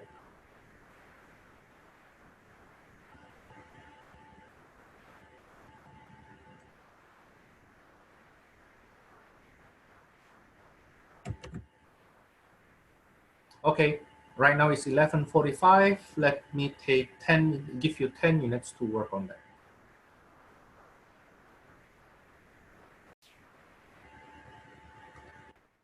Oops. Okay, so at least we know what's the n. What's the n? 1, 2, 3, 4, 5, 6, 7, 8, 9, 10. 1, 2, 3, 4, 5, 6. 16. Do I see it right?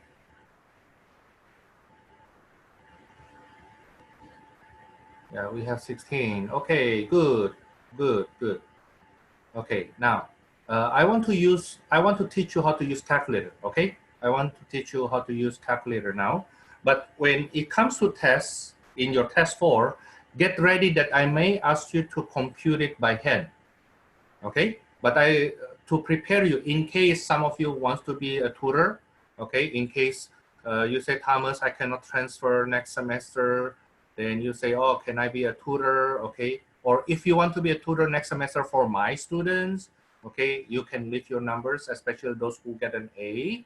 You can leave your numbers with me or your email, and next semester when I teach statistics online, I can tell them your email if they need tutoring. Okay, but let me show you how to use calculator to get this number.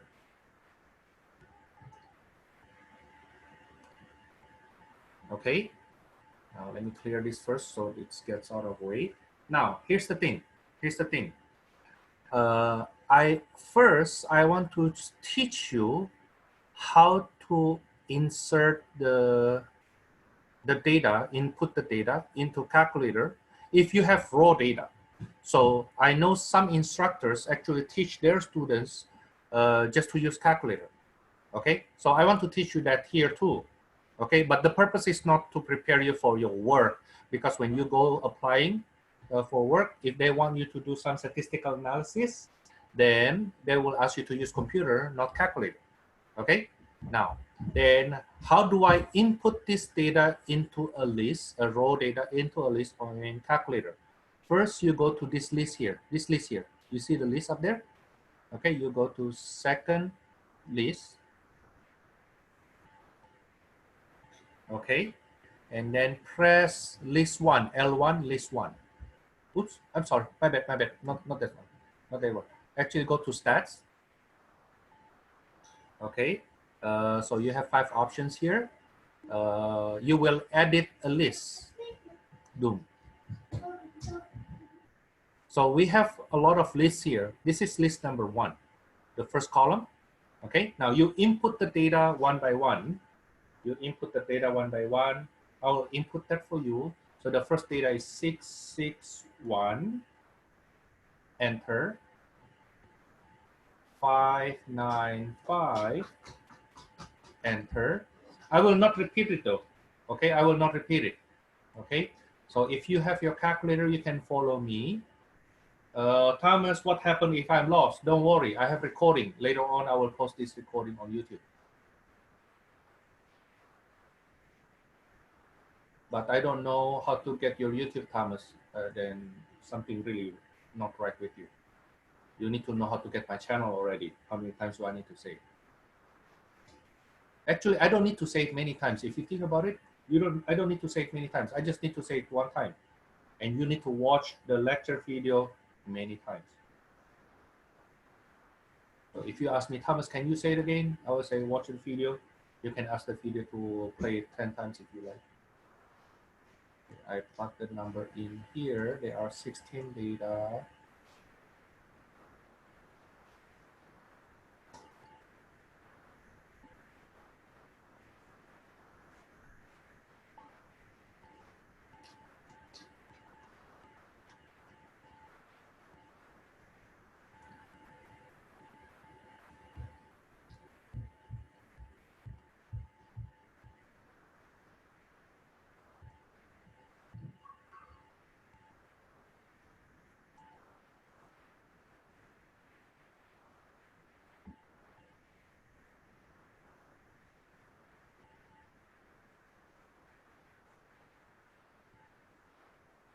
Okay, I have 16 data in here.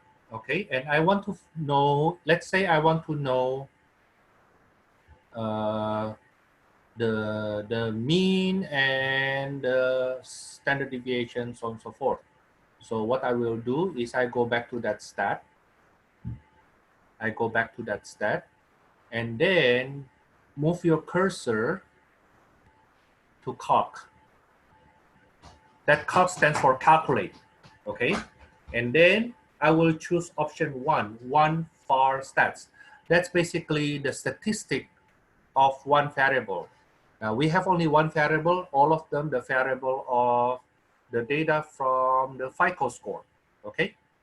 Now then I press enter. List one, that's what I'm dealing with.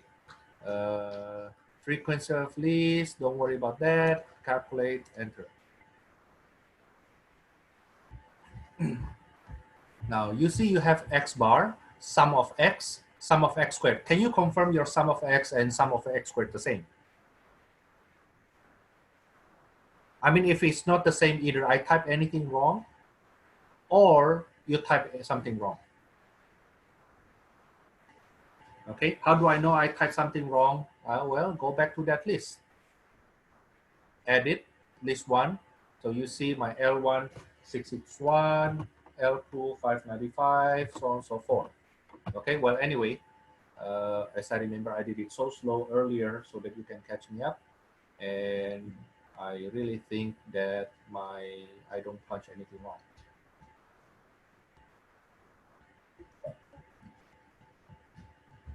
Okay, so my X bar is 6603125. Sum of x squared, blah, blah, blah. Okay, so think of this as if it's your secret that you try to hide from Thomas. Okay, in the test, however, you know what, let me copy this.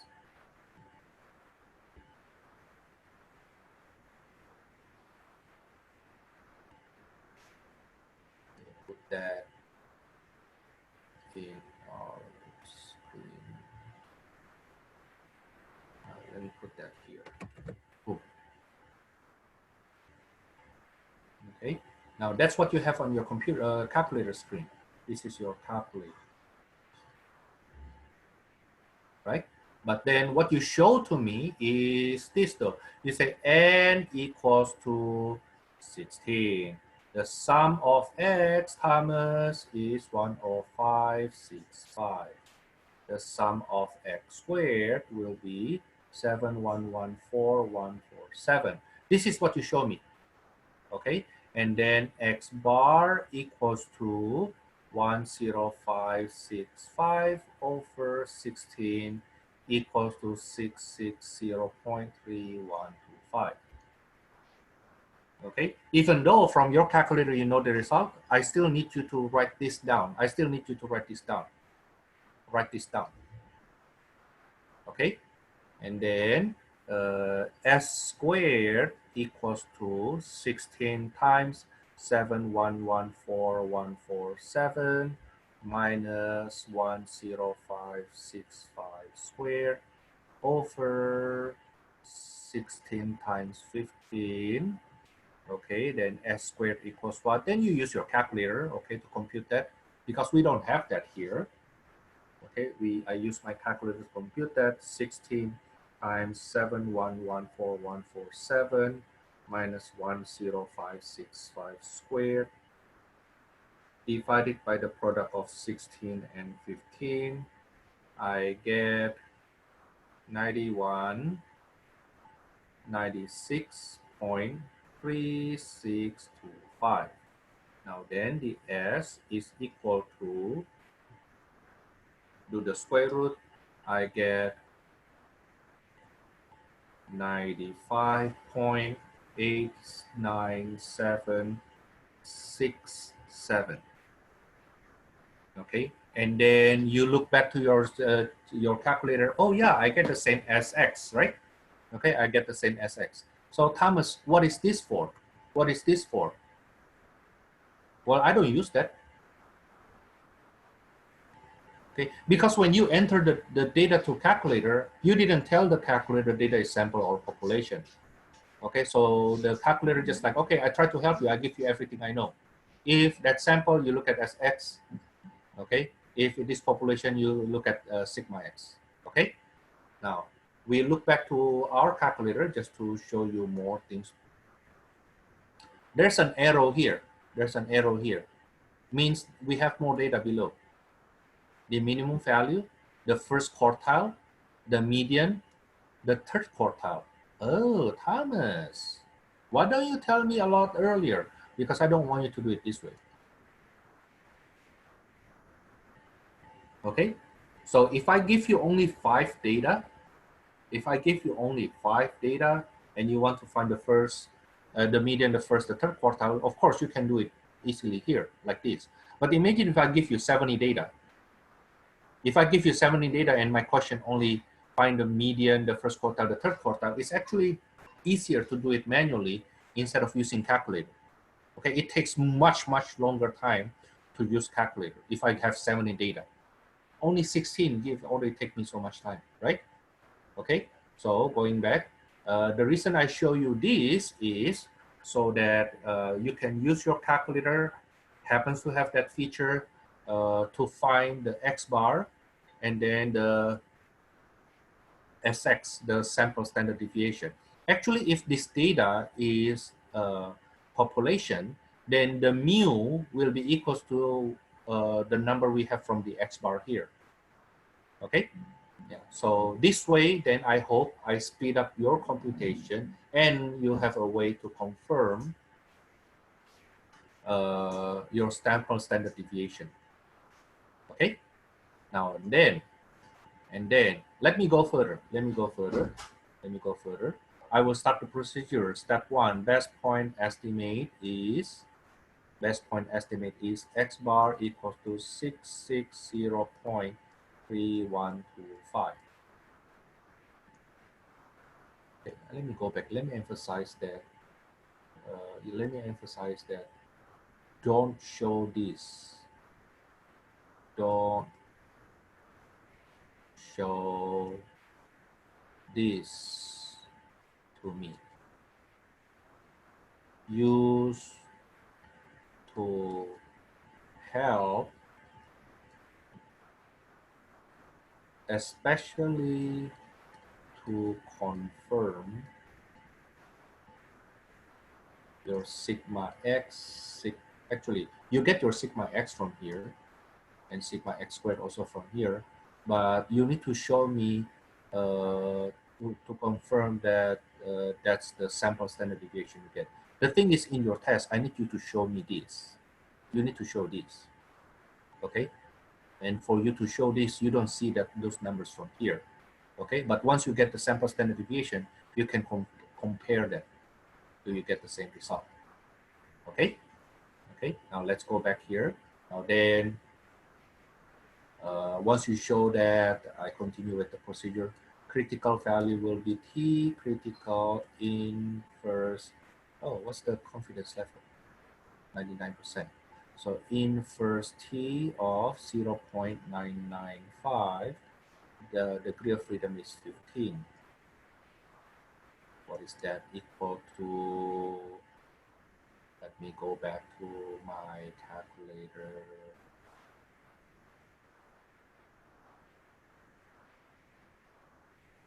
In first T of 0.995 area, degree of freedom is 15. There are 16 data, right? That's the degree of freedom. And I get 2.94671. 2.94671.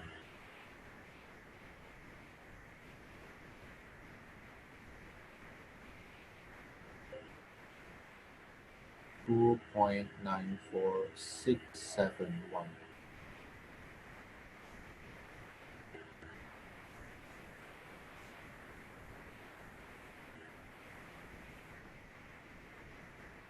Okay, next, then the margin of error will be 2.94671 times the sample standard deviation, which is 95.89767 over square root of 16.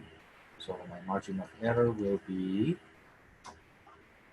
using calculator again, 2.94671 times 95.89767 divided by square root of 16. I get The margin of error is 70.64566.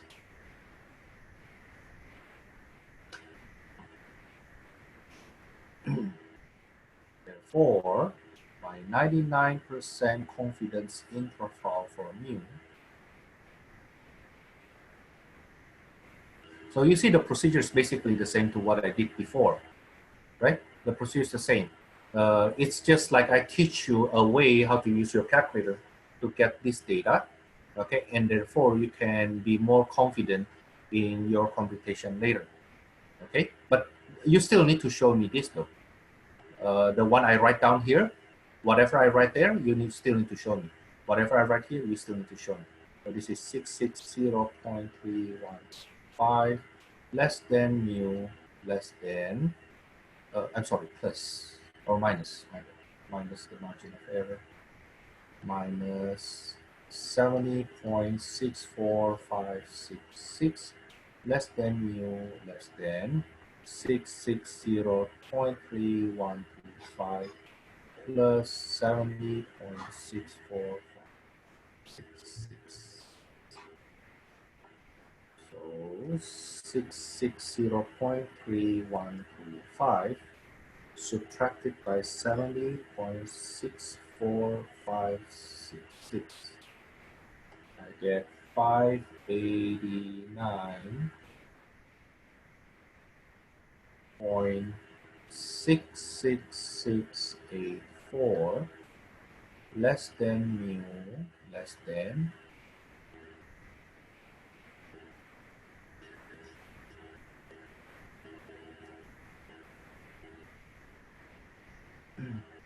730.95816.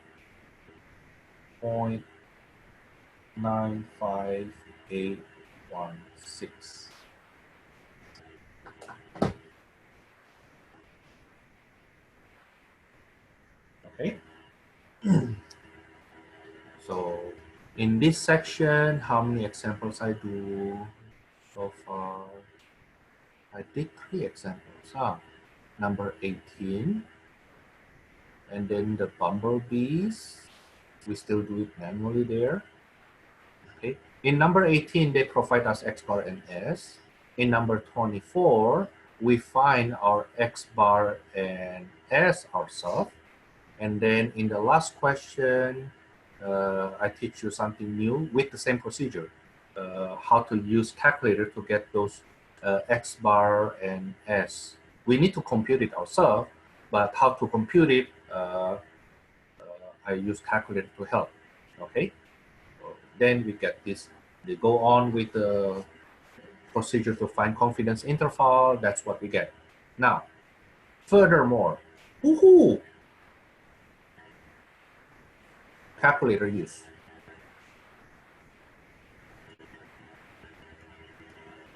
In my class, I still require you to do this.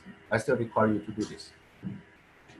But the reason why we use TI-84, actually most instructors, as if not all, most instructors require their staff students to use TI-84. And after a couple of years, I try not to use TI-84. I allow them to use TI-83. I have students who got an A. They get hired as a tutor, but then they came back to me saying, Thomas, a lot of students that I tutor turns out to need to have TI-84, and I need to learn to use TI-84 myself. Okay, which they say that actually it's easy, but they just don't like the fact that other students in the math lab can do the same problem so fast, so much faster compared to them. I said, well, because I need you to show me the procedure. And if you do calculator, in the end, you don't know what, you don't know, you get the answers, but you don't know what it means. Thomas, when I learn it from you, I know the procedure, but I still don't know what it means. Okay, yeah, but at least you see the foundation that it has something to do with the critical value thingy. Okay, it still has something to do with central limit theorem, so on and so forth. Okay, now then, how to use this result here, I mean, how to use these informations and using calculator to get the result. Okay, to get the result. Just use calculator. Okay, let me show you the calculator part.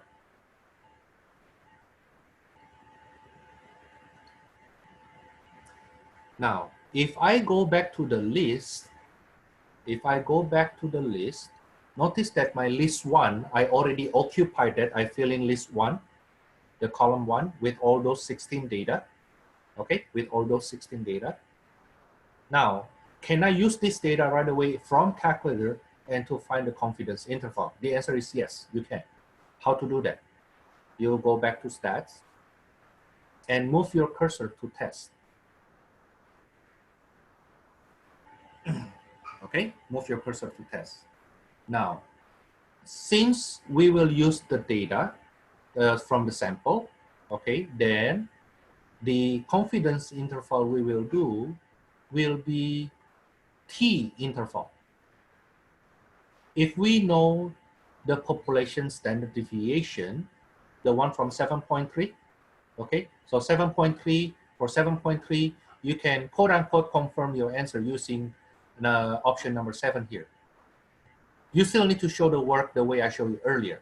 But if you want to know how do I confirm my answer, okay, how do I confirm my answer, then you can use calculator. Or if you happen to tutor another student in future and the students just use calculator, okay? Okay, trust me. I wonder if you guys, any of you join ELAC book sale group on Facebook. There are actually 2 big ELAC group there. You can join there. And I got one student actually asking my test question during the test in test 1. Ask question there, and I basically failed that student right away. Don't worry, that person's not here anymore. Okay, well, anyway, right now there are a lot of people in that group asking for tutoring. Of course, I help some of them then because I'm an instructor and the question just very short one, I just help them directly. But if you want to provide tutoring there, it's actually pretty good money. Imagine if you can do online tutoring. It's like $20 from your bedroom, tutor somebody, $20 per hour, $25 per hour.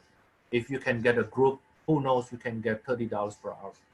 Okay, I know a student I have from West LA College 2 years ago tutor a group of students. It's $75 per hour. Yeah. Anyway, we will go, let me go back again. I will go to stat, okay, and then move the cursor to test, okay. Later on, this column here, this test column, actually for confidence interval and hypothesis testing for chapter 7, chapter 8, and chapter 9, okay. Now again, I will go to T interval. Okay. T interval. Now, then the first question is, where's the input? Is the input from the data or the input from the stats? Now, we have to, we did the stats already, but we also have the input, okay, the data. So I leave my cursor here at data. So if your input is from data, where's your list from? Oh, my list is from list 1, okay? The frequency, always keep it 1, okay? And then what is the C level, the confidence level? The confidence level was 0.99. Is it right? Let me check. Yeah, the confidence level is 99%. Now then calculate.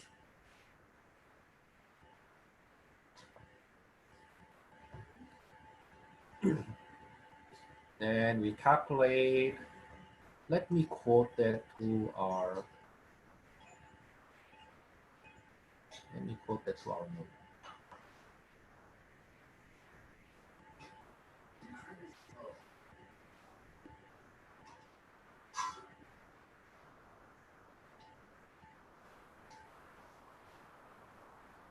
Just to confirm, right? Just to confirm. And that will be here. Notice that I give you 5 decimal places. Calculator gives you only 2 decimal places. Okay. So how do I know somebody only use calculator without doing it the way I teach you? If you don't show enough, decimal places. See, if you use calculator, you only get 2 decimal places here. In fact, our calculator will always give only 5 digits. 5 digits on the left-hand limit and 5 digits on the right-hand limit or less. Okay, while with my computations, I will have more digits, 5 decimal places. Okay, so even if you use calculator, you will not be able to show me anything here. You will not be able to show me anything here, and even your final answer only 2 decimal places. Okay, now it's not worth it though. You still need to learn my method, but to confirm your answer, are you close enough? I mean, do you do it correctly? Then you will see if you round it to 2 decimal places, you get the same result with calculator. Okay. Now let me go on a little bit further. I'm about to give you a little break. Let's check. Oh yeah, you know what? What if we have the stats instead? Let's say we do question number 18, but this time we use calculator. Question number 18 using calculator.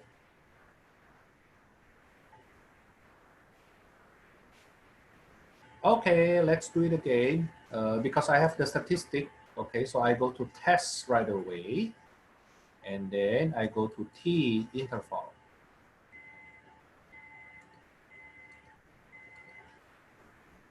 T interval. My input, instead of from the list of sample, I go to stats. Enter. Okay, now then you plug in the numbers.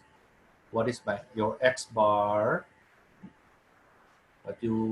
What's my X bar for this number 18? X bar for this number 18 is 98.2. And then my sample standard deviation is 0.62.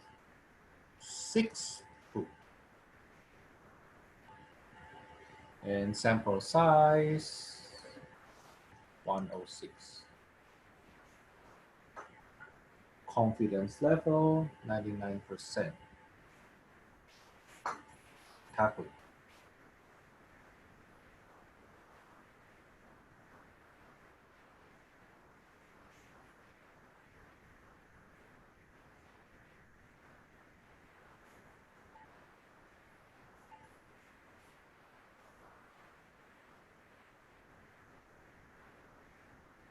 That's the result.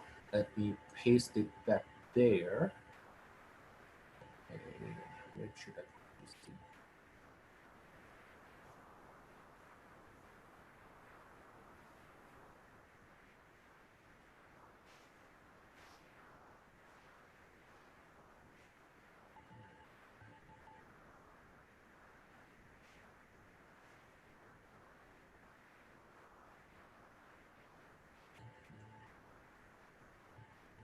It's here.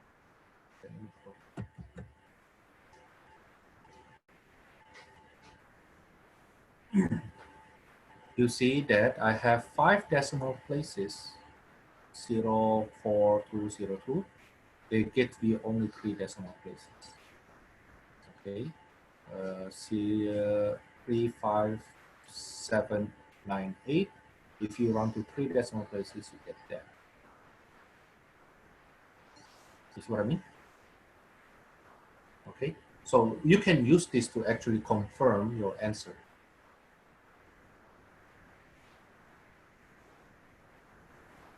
Okay. Now I will give ourselves a break. Right now it's 12:24. Let's call it 12:25. Let's take 10 minutes break. Let's take 10 minutes break. We come back at 12:35. Then I go on to the next section, 7.2. The next section I will cover is 7.2, is confidence interval for population proportion P. confidence interval for proportion P. Now, of course, we know that P, the value for P will be between 0 to 1. Okay, or in percentage, it will be between 0% to 100%.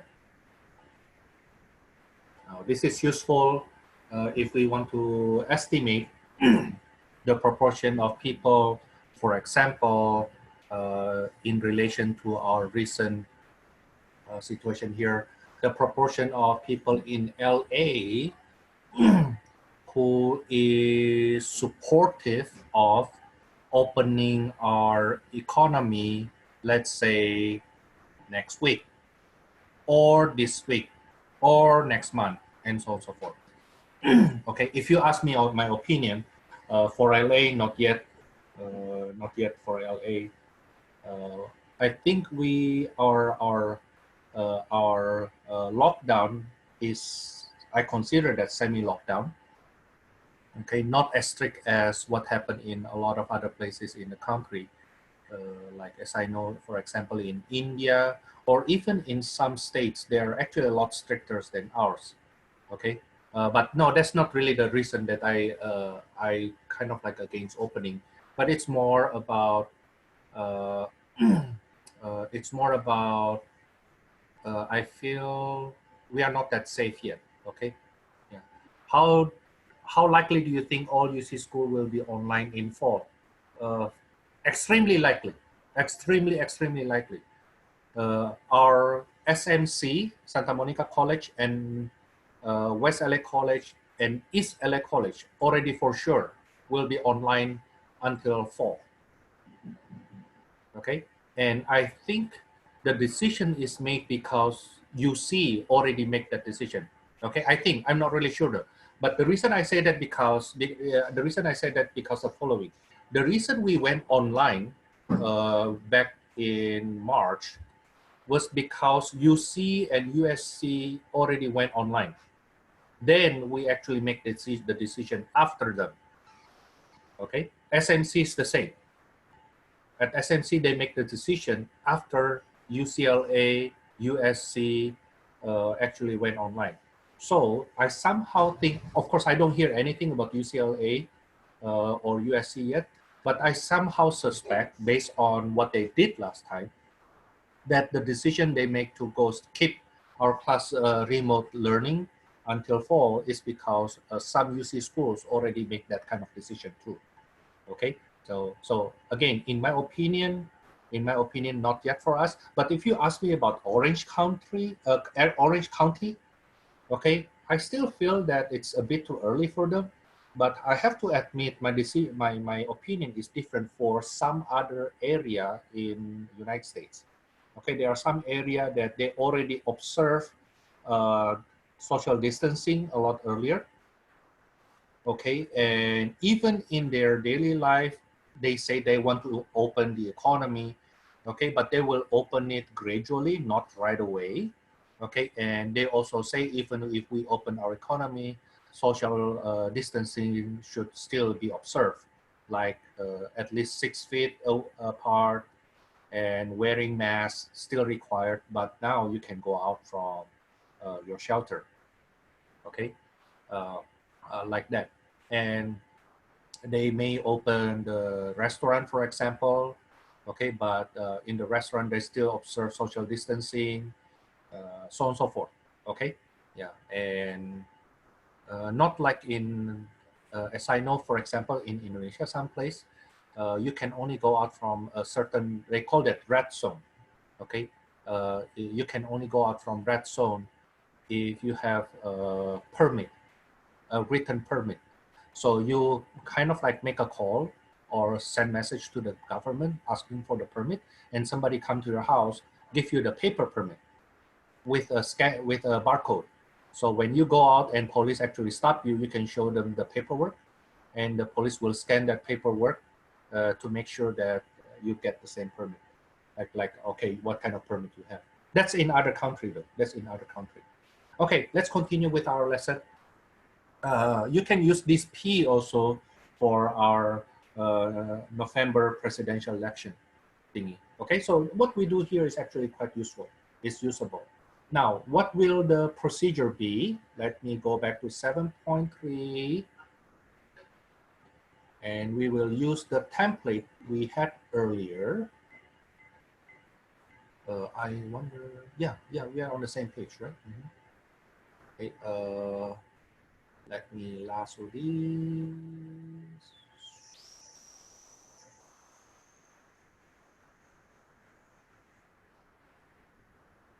And then copy that to 7.2.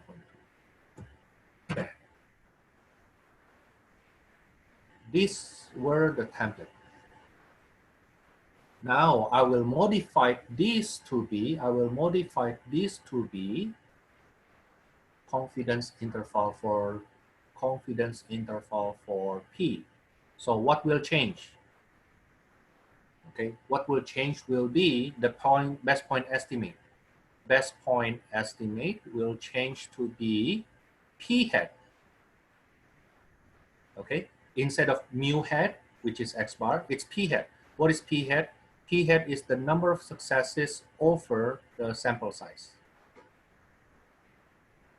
Okay, now then the other change will be on the margin of error. So in confidence interval for P, the critical value is still standard normal distribution. We will maintain this. We'll keep this. We'll keep this. Okay, we'll keep that. The margin of error will be the same critical value in standard normal distribution. The change will be here. It will be P hat Q hat. That's where the change be. Okay, which we usually rewrite as, from algebra we know, the quotient of radicals equals to radical of quotient.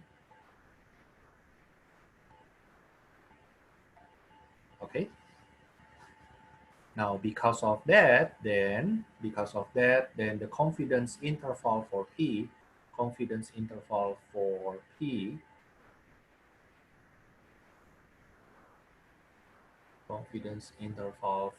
population proportion will then be, it's still the same idea though. It's still the same idea, basically best point estimate minus margin of error less than whatever the parameter, in this case is P, less than best point estimate plus margin of error. Okay, that's the idea. Okay, that's the idea. So for us, it will be P hat minus E. For us, it will still be P hat minus margin of error. Best point estimate minus margin of error less than the parameter we try to estimate, in this case is P, not mu anymore, is P, less than P hat plus E. That's the template. Okay, that's the template. In fact, I can go further. The minimum sample size,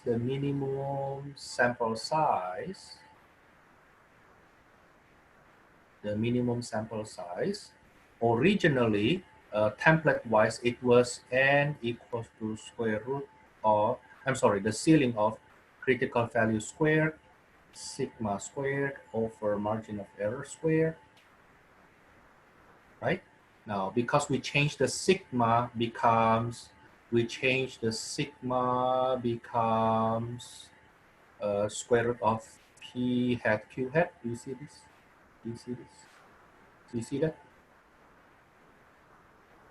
Okay, so sigma squared will be,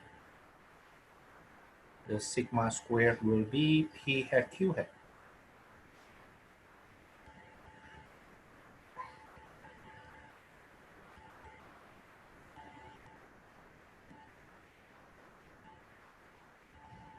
Okay, that's the minimum sample size. More things to say later on, but I just say that the template that we have from 7.3 now being carried over to 7.2.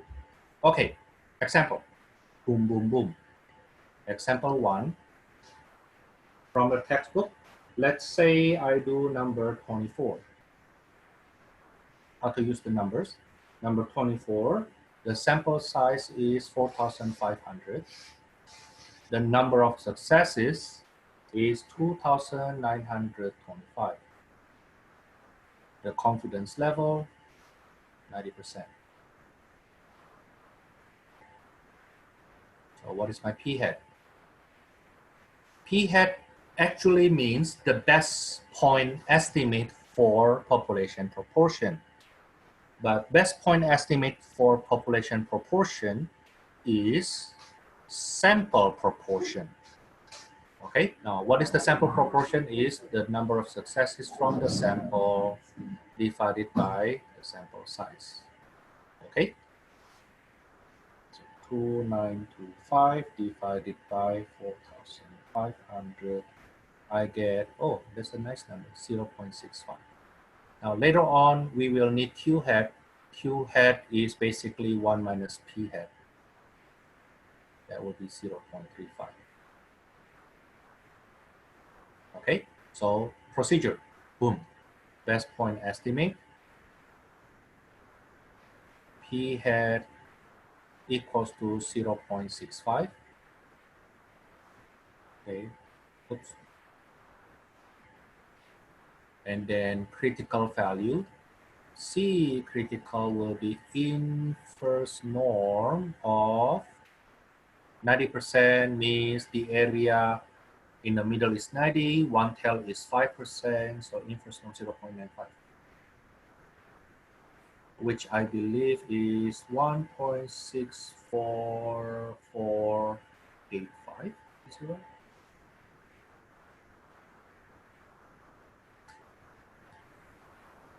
Yeah, that's right.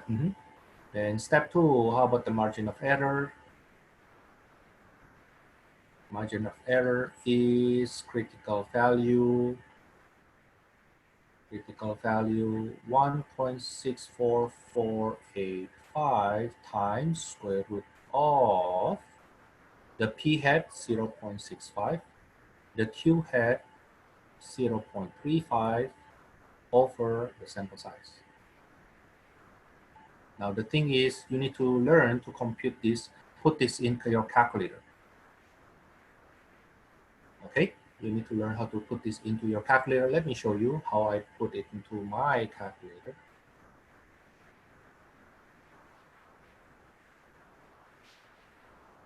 That will be 1.64485 times the square root of, now notice that my square root have that kind of parenthesis right away. Basically, you need to make sure that it is inside that square root.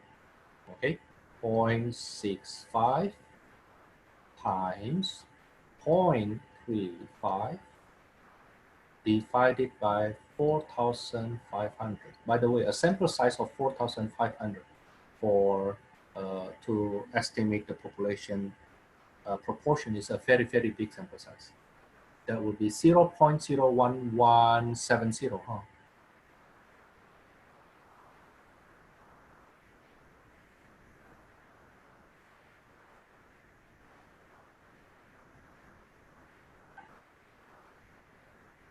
0.01170.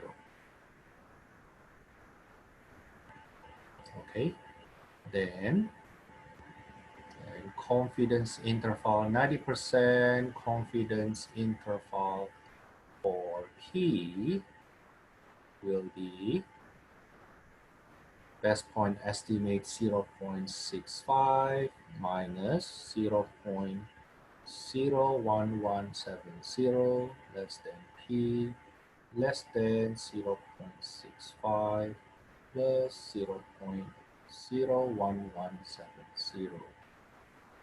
This will be 0.63830 less than P less than 0.65. I'm sorry, 66170.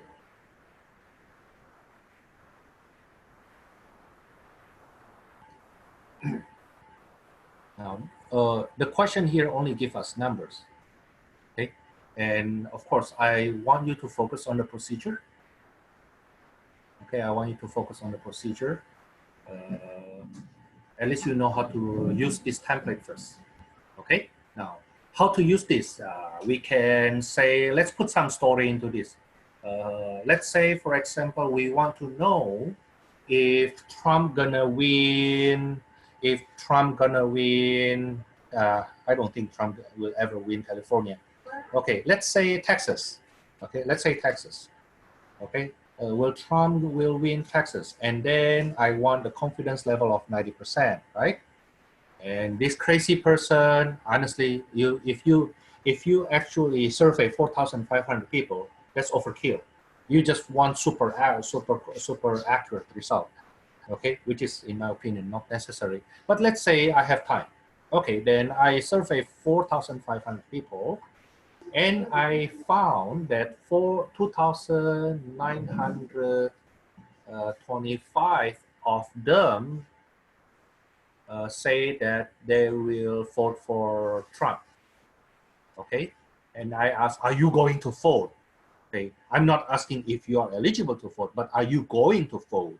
Okay, so of 4,500 people who give me a guarantee that they will vote, okay, 2,925 of them say will vote for Trump. Okay, so from there I see, oh, will Trump win Texas? And then I compute, I get this confidence interval. What does this confidence interval tell me? It tells me the proportion of people in Texas will vote for Trump will be between 63.83% to 65.17%. Are you with me? So will Trump win Texas with this number? Well, it's more than 50%, right? It's actually strictly more than 50%. So yes, Trump will win Texas. Now, what is the implication for Trump then? If Trump thinks that he will win Texas with this kind of landslide, then I don't think he will use his campaign money a lot in Texas. Okay, he won that place already, and even Democrat looking at the same data, okay, whoever the candidate from Democratic Party, let's say it's Mr. Biden, okay, and Mr. Biden, if he look at the same data, he won't even fight for Texas anymore. Why? That's a landslide. Okay, you need to pour so much money to Texas to change this number significantly. Okay, so will they campaign in Texas for Trump or Biden, let's say? I don't think so. I don't think so. Neither one of them will go to Texas to campaign. Okay, they may go there for fundraising, okay, because they just need some rich people who are willing to give them the campaign the money, okay, but they don't need their votes, right? They just need the money. Just like, wait, I can easily change this issue to California, for example. Change this to California. I want to know if if Biden will win California. Okay, then I survey 4,500 people. I get 2,925 will vote for Biden. Okay, and clearly with that number, with this confidence interval, at 90% confidence that Biden will win California. Now, will he spend his money, his campaign money, to campaign in California? He doesn't need to, right? He's winning this already. In fact, this is a big landslide in California. Okay, so he won't come here to campaign. But Thomas, what happened if Trump come here to campaign to California?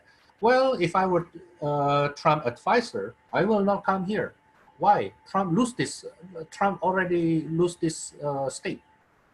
Okay, he needs to pour so much money to California to be able to change this actually by just a little bit, you know, especially knowing that some people just hardcore Democrat or some people just hardcore Republican. It's so hard to change them.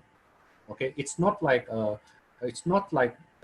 some states has a big portion of independent, right? So they are actually the swing vote, right? California, you can say most of them actually Democrats. In fact, California is more Democrat than Texas to Republican. The proportion of people who will vote Democrat in California is much, much higher compared to the proportion of people who will vote for Republican in Texas. Okay, the thing is when it comes to electoral college, doesn't matter how many people vote for you. Okay, in the end, who wins, who has the majority in California will take all the electoral college from California.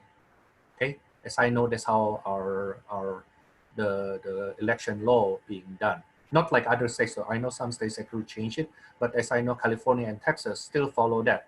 Whoever get the majority in that state, then the whole electoral college assigned to that state belong to the winner of that state. Okay. Well, anyway, I try to make some stories about this election, right? Okay.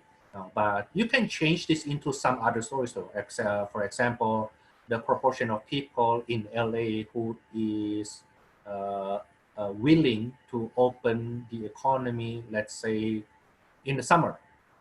Okay. And when you get this, of course, this is statistic though. The decision of opening the state actually, in my opinion, not supposed to be given to us majority people.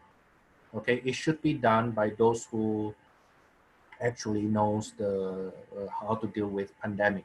Okay, of course, our concern as the resident of LA is if this is too long, if we get into this uh, sheltering for too long, our economy may collapse, right?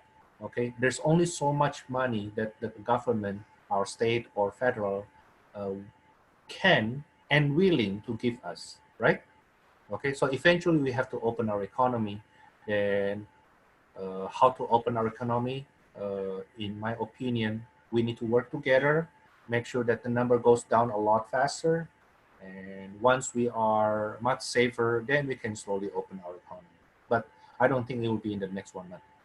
Okay, we can start opening some places, some other country, not LA County, some other county within actually next week is okay, in my opinion. But LA will be another one, another 2 or 3 weeks, maybe at least 1 month. Okay, we need to get the number down a lot faster. Okay, well, anyway, that's if we make stories, right? Now, what happens if we get story from the book? Let's say the story is from, what question is good? Let's see number 30. Number 30, that is on page 334. If you have your book, please take a look. If not, then you wait for my number. Oh, wait for my quote, picture quote. Number 30. I choose this question not because I like this question. No. Actually, I don't really know this question. I choose this question more because I see that it's short. Give me a second.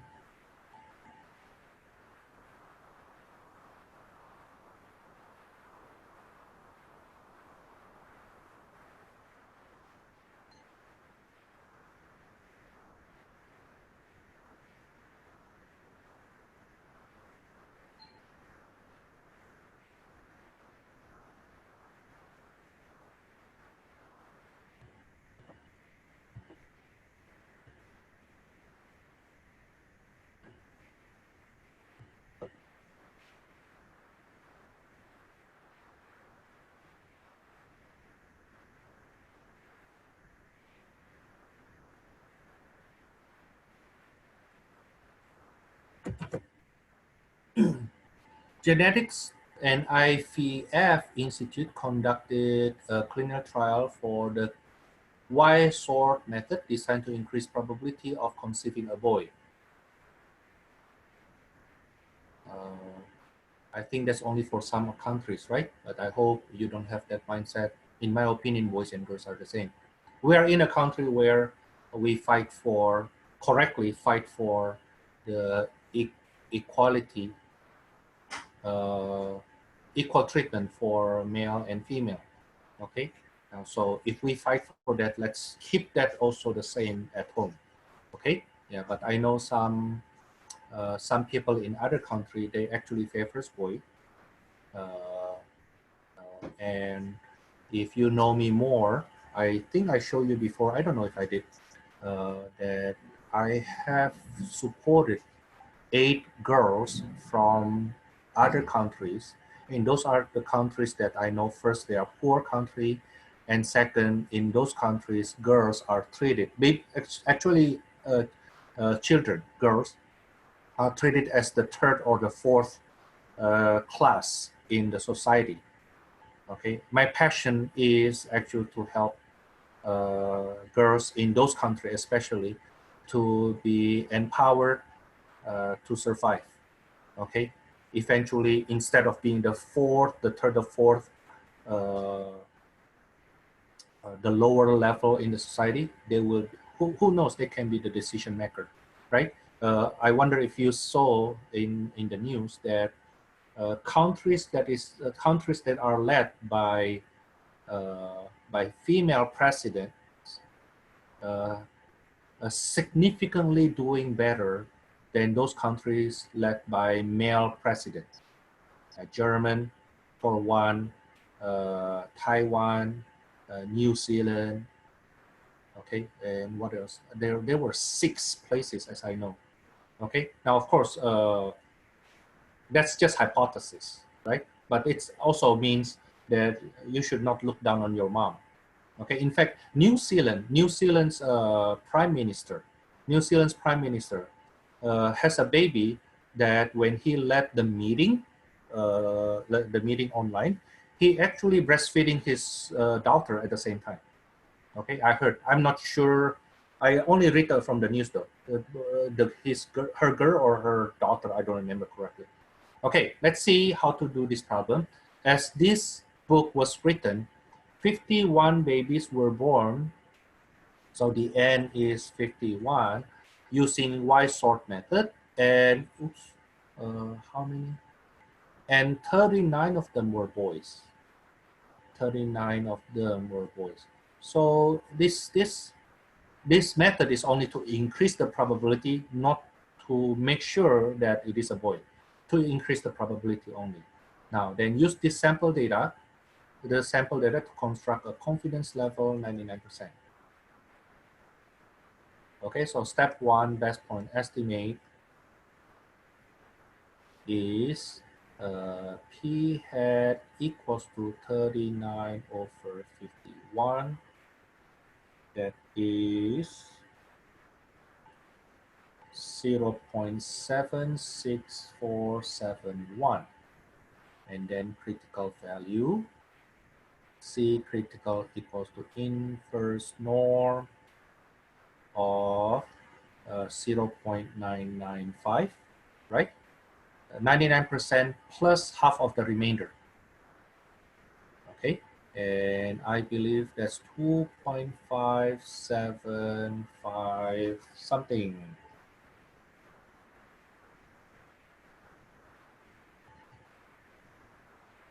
$7,583. And then step 2, the margin of error will be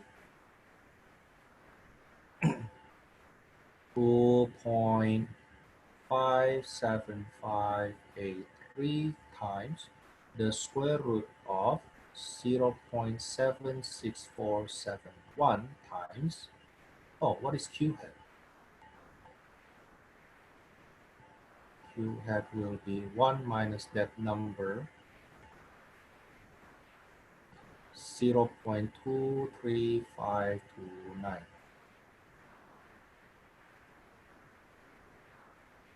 over 51.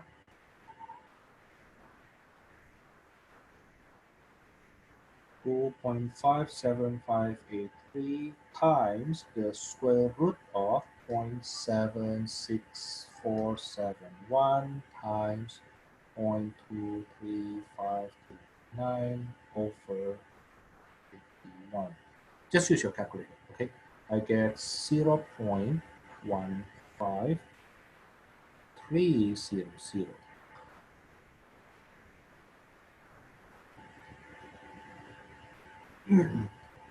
So 99% confidence interval for P will be 0.76471 minus 0.153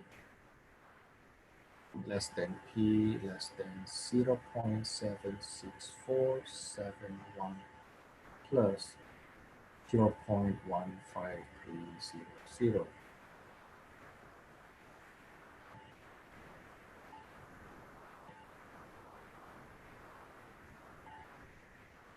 On the left hand side, I get 0.61171 P and then 0.91771.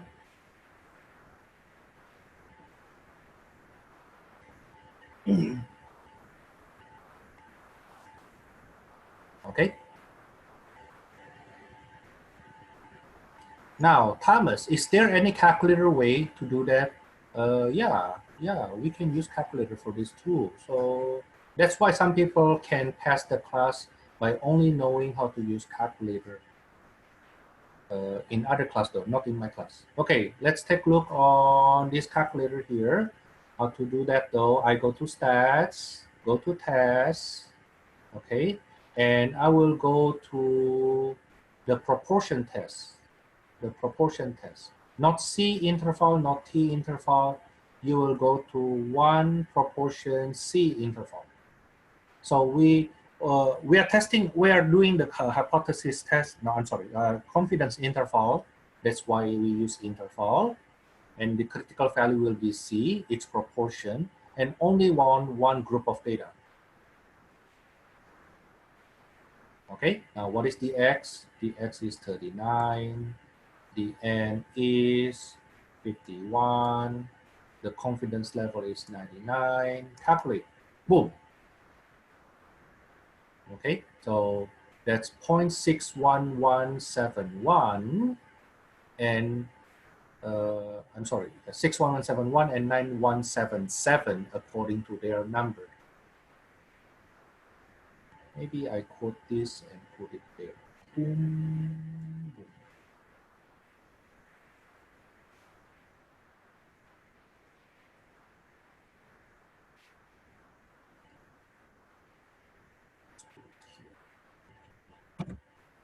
Oops.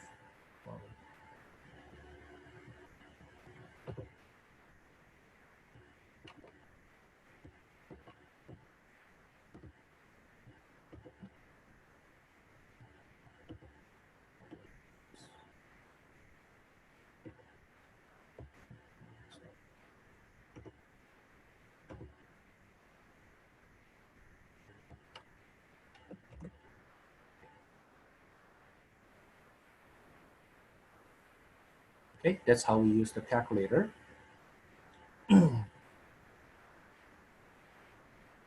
Now, how about minimum sample size? The minimum sample size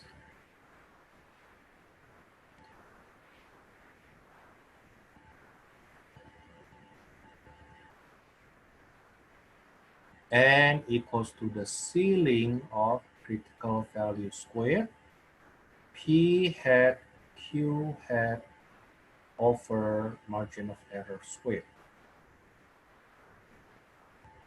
Okay, now some little note, if P hat is unknown,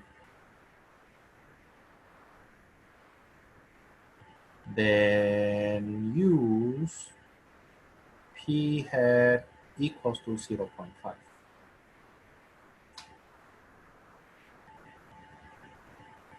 if p hat is unknown,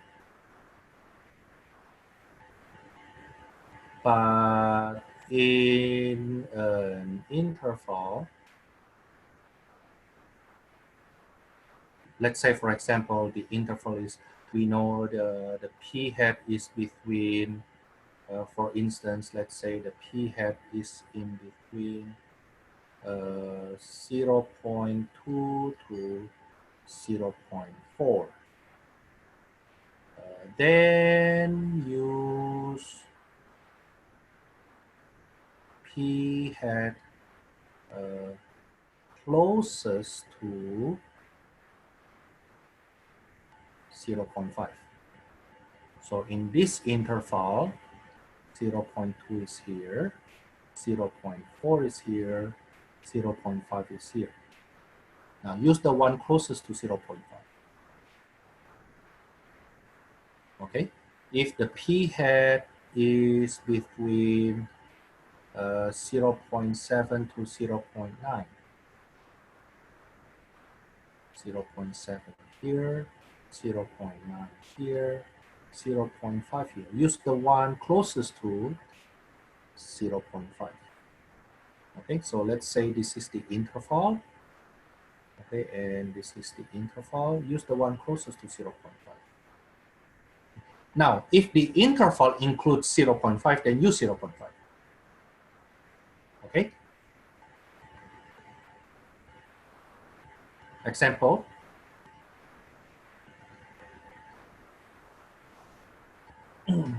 Example. Let's say I do number 26. Number 26. Margin of error is 0.020.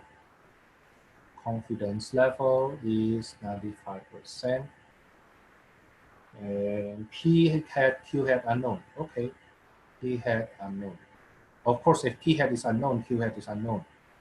If Q hat is unknown, then P hat also unknown. Okay, now because P hat is unknown, nothing we know about P hat at all, then I will use P hat equals to 0.5. Okay, now then the formula N will be, if the confidence level is 95%, then the critical value is inverse norm of 0.975, which will be 1.95996. Okay, then the minimum sample size will be 1.9596 squared times p hat is unknown, use 0.5. Q hat is also unknown, use 0.5 over margin of error being squared. I just used the formula, so nothing really new. So 1.95996 squared times 0.5 times 0.5 divided by 0.02 squared. I get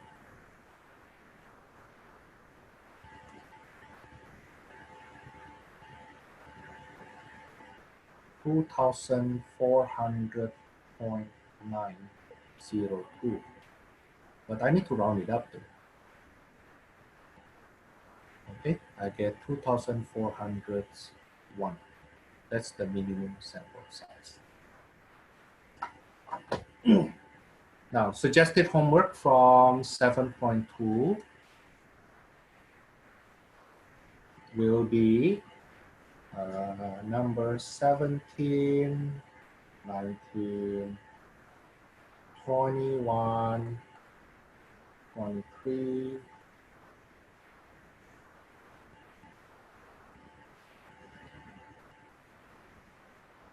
and then 29, sorry, I think I skipped something. 25, 27, well actually that's basically number 17 all the way to number number 33, and then number 41, 43.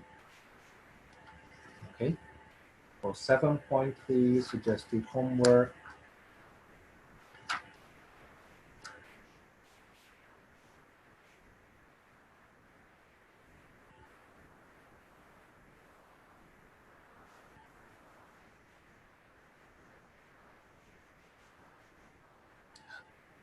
What did I Wait, Thomas, just a quick note. I know I've mentioned this. Only 73 is on the exam, right? No 4 and no 2. You're right. You're right. Okay. So suggested homework from 7.3. So you need to study from the 7.3 one. Number 13 to number 19, and then some word problem number 27 and 27 is good enough, and 7.4.